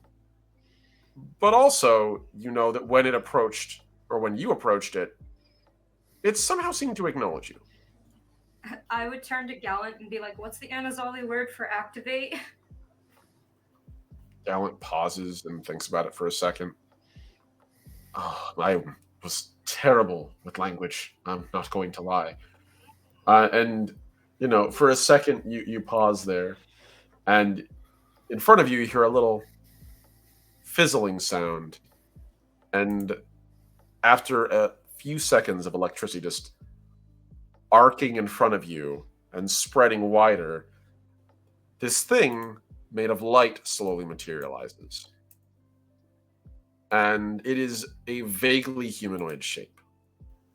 And it slowly looks at all of you, hovering there, static arcing off of its sharp, almost like pointed feet. Could you bring that a little bit further down? Yeah, I got you, buddy. There should be like just a yeah, there we go.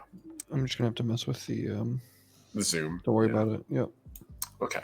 So as it sort of just like flickers, standing there, eventually a bright purple spark appears out of the light in the middle, and a pair of bright purple eyes made of hard light manifests in its face.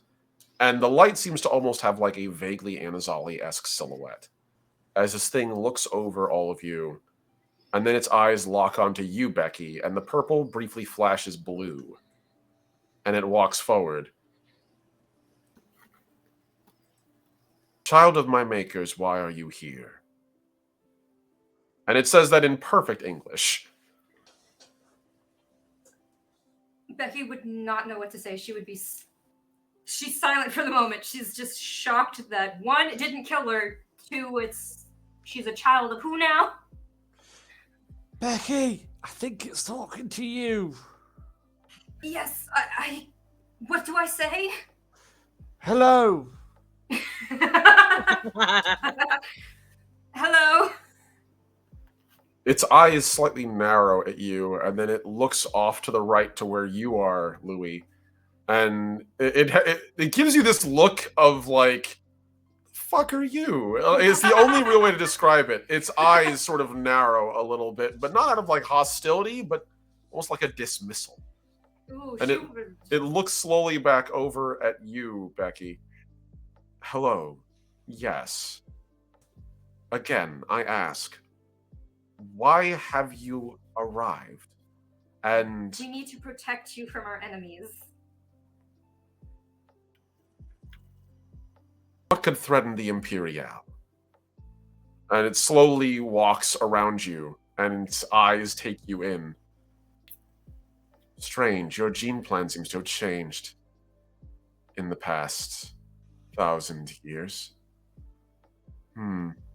Tell me, what part of the Imperial do you hail from? I don't see any IFFs I would identify. None of you seem to be registered species. Beryllium? You barrel dive? I want to say that she still slips up because This is she's terrified as heck. That's fair. Slowly raises an eyebrow. Incorrect. Beryllium is 18.7 light years from this location. This is... Oh, this is nowhere. This has no name. Only a decimal place. And she rapidly rattles off something approximately 23 decimals long with a number of hyphens, which I'm not going to bother because I won't fucking remember it, and I can't speak that fast. And... We're colonizing his planet. Odd. This planet was deemed as irrelevant. What's changed that? What have the princes done? Why have they decided to colonize this world? Do they not know of the vault? Why I'm Now, here? we really need to focus on getting you not here. Anywhere else but here. Above the table, I don't know if Kushataka would understand exactly what's going on here, but this guy doesn't... When do you think this is? Right. That's what I was gonna say. Somebody should ask him that. I wouldn't. If I would hear recognize mentioning that. a time zone, I'm being like, Did you say that out loud, Derek? Yeah. Okay, so as you say that, and Becky sort of like waves a little bit, you know, like the machine turns to regard you, and you can see as it does that it's not made of light per se, because there's a soft sound as it does. It's made out of glowing silicon, suspended in midair, really tiny, thin wires, almost like a crosshatch. And as it looks at you, I don't know. But the Imperial is infinite, and time is irrelevant to those who don't age. I presume it has been some several thousand years. Lots changed, buddy. Its eyes narrow a little further down. And you see that its optics sort of flash for a second as it regards you.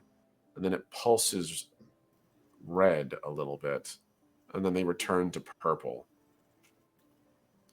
You are not the child of my makers. I owe you no allegiance. And your words are clearly suspect. And then it turns to look at you, Becky. Tell him, Becky. Calcifer, could you, maybe give a brief GCSE lesson in history to the thing? Calcifer pops Hi, up on your Becky. wrist link. I don't know why you're waving. Hello. Calcifer pops up Just on your like, wrist oh. link. The little hard light Jazz construct hands. Don't know what jazz emerging hands is. from Louis' wrist link, and it just sort of flutters there, and sort of, yes, Kruben, Louis, and then it turns, and you can see its eyes do a processing ... for a second. Literally, each eye splits, goes lateral, splits into 3 dots, and it just goes from one side to the other, and then it straightens up.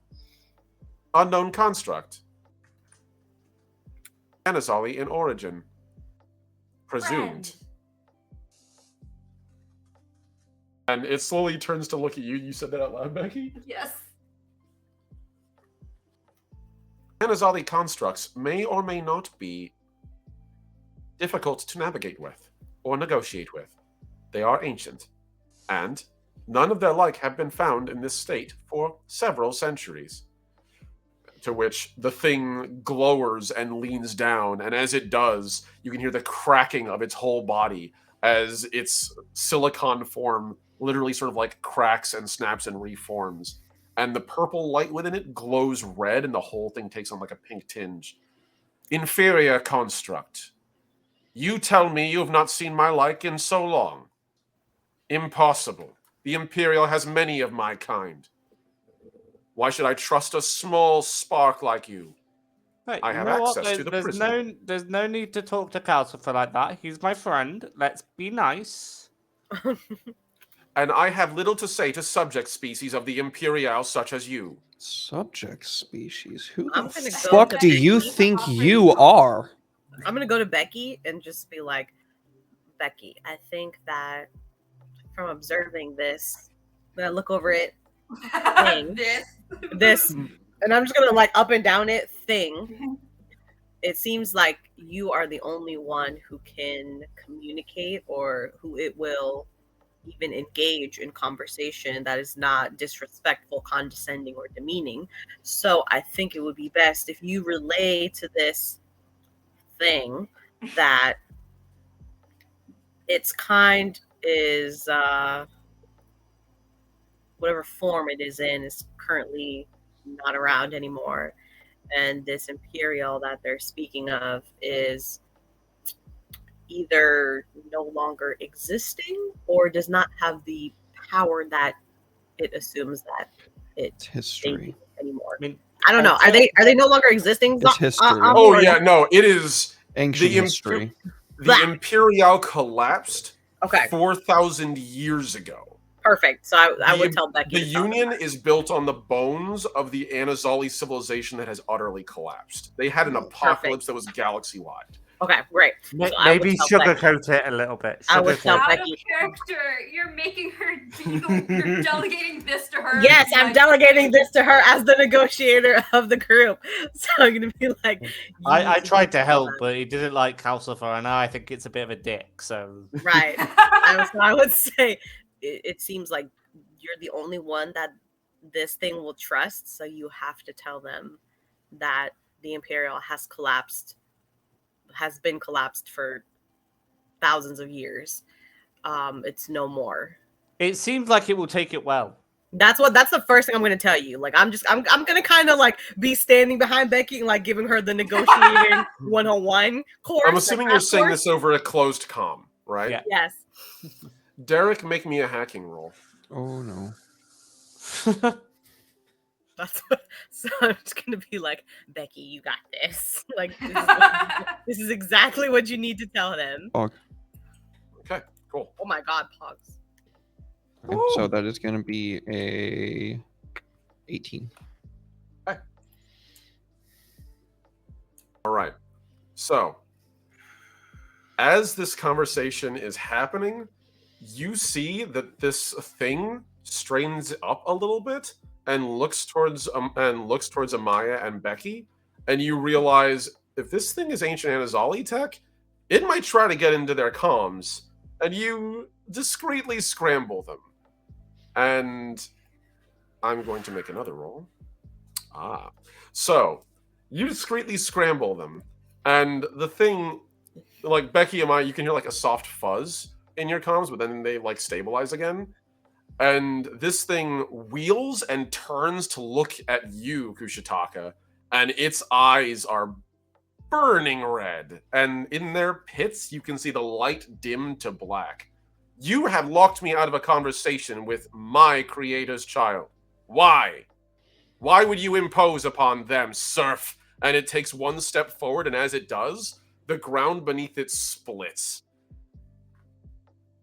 Becky would offer this construct her hand, just like as a general like. come Yeah, here, I would like- grab Kushitaka.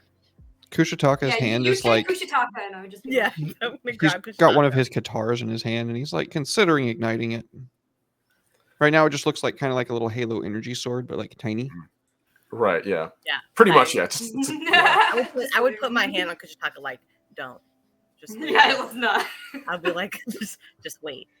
Give Becky. Becky, you've reached out and extended a hand. Yes. It slowly turns around and it straightens itself out, and the orange-red glow disappears until it becomes purple.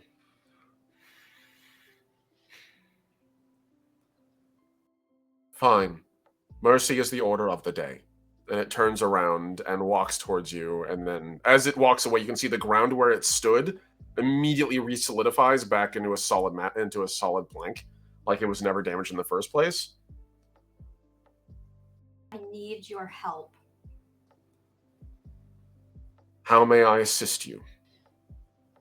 There are people upstairs, like above ground, who will be coming upon us probably soon. We need to move location wholesale. Is that possible? Then you will need to relocate the Stellar Forge.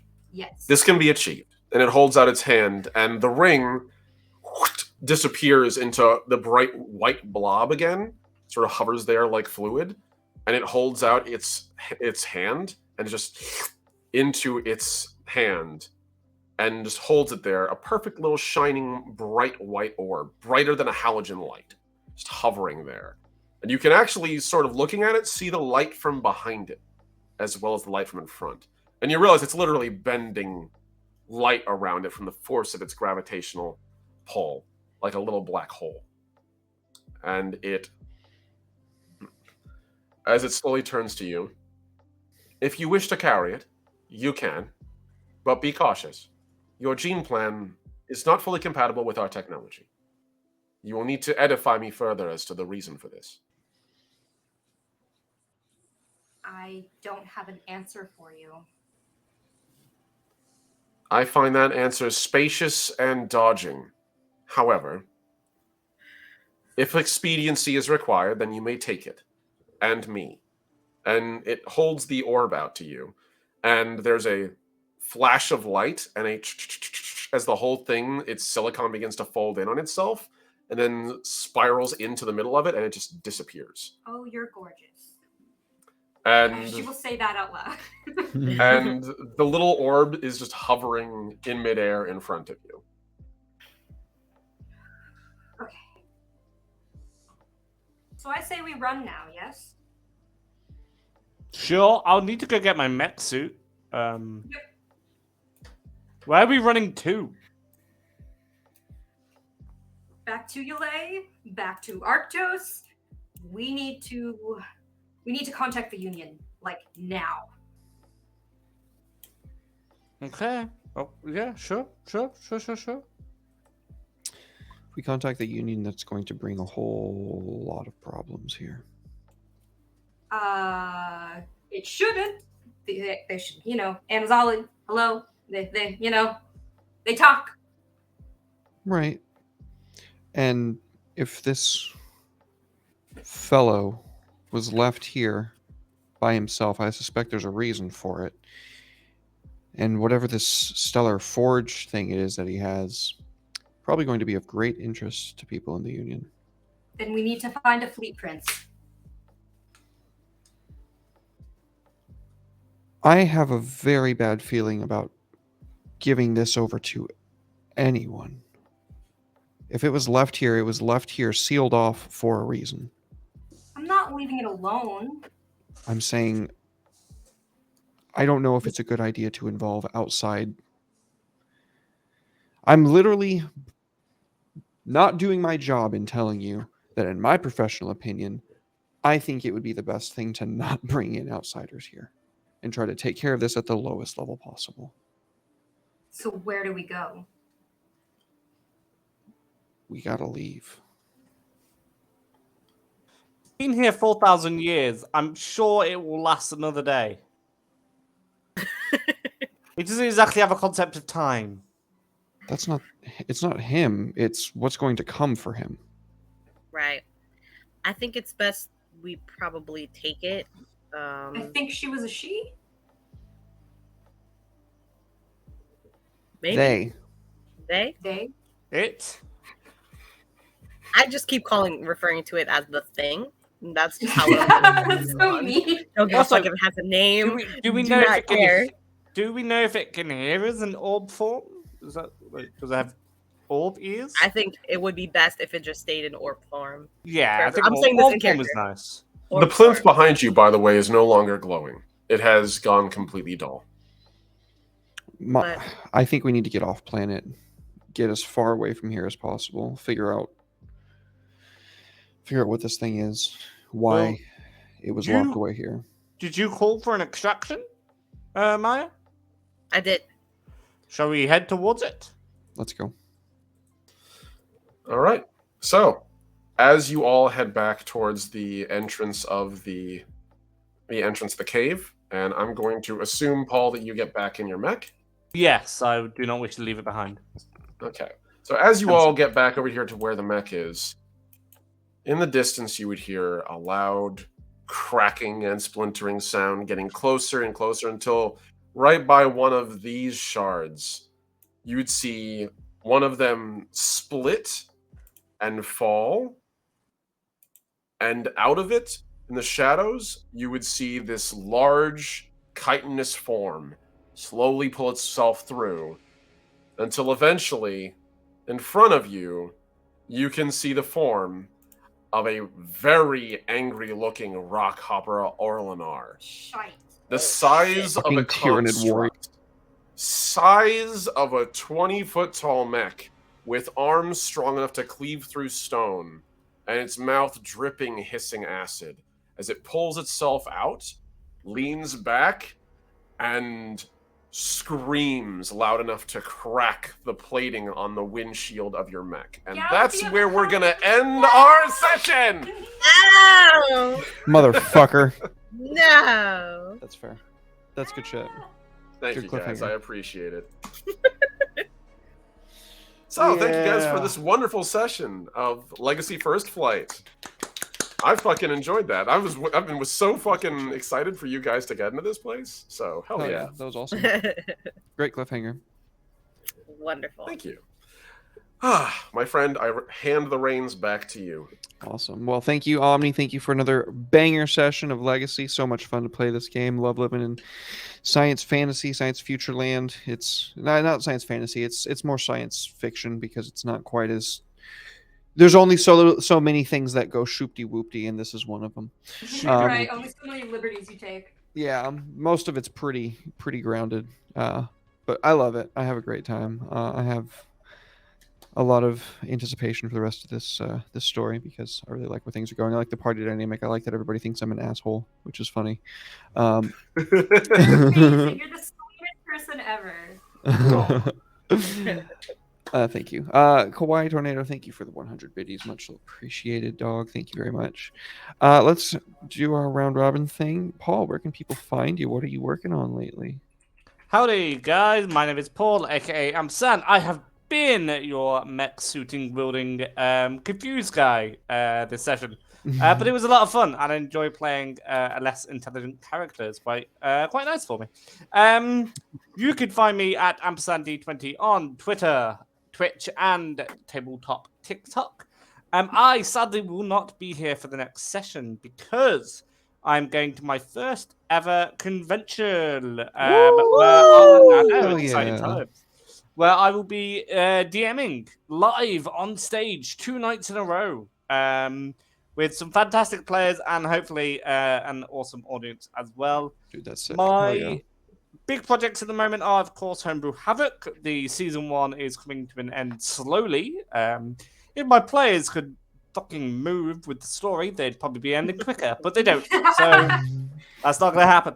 And of course, I have Descendium, the Kickstarter, where you become a Viking legend and face off against a Greek pantheon. Very exciting and coming to you later this year. Dude, hell yeah, that's awesome. Well, thank you for being here, Paul. Much love, much appreciated as always. Can't wait for more awesome stuff that you're kicking out. Descendium looks fucking sick, bro. Thank you. I'm excited.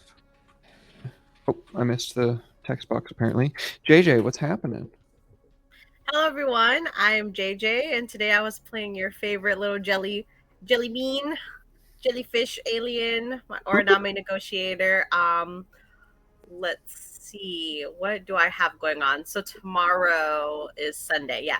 So tomorrow, probably about 6 p.m. Eastern, you can find me over on Twitch, Bane Reaper 97, doing my Tasty Tavern, where I cook recipes from TTRPG cookbooks, because that's what I like to do. Tomorrow's theme is going to be a Call of Cthulhu, so that's going to be fun. Nice. It's gonna be really, really fun. And then you can catch me on Thursdays at about 7:15 p.m. Eastern over on Heroes and Hooligans. That's where we do our little fun little campaign or whatever. I don't know. Brain's still loading. I'm just here to play, okay? I'm just here to play. But yes, I had a great time today. Thank you to all of my lovely players, my lovely GM. I love all of you. Thank you to everybody who came support us. We love you guys. Thank you. Love you, girl. Thank you for being here. So much love. You rule. And of course, Bond, where can people find you? I know you're kind of elusive, but what's good in your hood? What's happening? Every other Thursday, I am on Omni's channel playing in Natanria, a fun, basically Lunacris, which is you, but it's pretty cool. Yeah. You go ahead. Oh, thank you. Yeah. Appreciate that, sweetheart. No, Thank you for being here, Bond. She's also my adorable, amazing girlfriend, fiance, and I'm very happy to have her on board. This is only the second game. This is only like the second campaign she's ever played in tabletop-wise, and I'm genuinely happy to have her on board. So thank you all very much for playing with us. She's That a means lot. natural. Right? Yeah, I know. absolutely. Fantastic role player, honestly. Yeah, absolutely. Yeah, I told you you'd do fine. Bam. Yeah. So I guess I'll take it away then. So you all can find me. I am The Last Omnitect. You can find me at twitch.tv/The Last Omnitect, all one word. You can find me at Twitter, The Last Omnitect, all one word. And on top of that, you all can catch me on my own channel where I do world building, art streams, as well as also hangouts.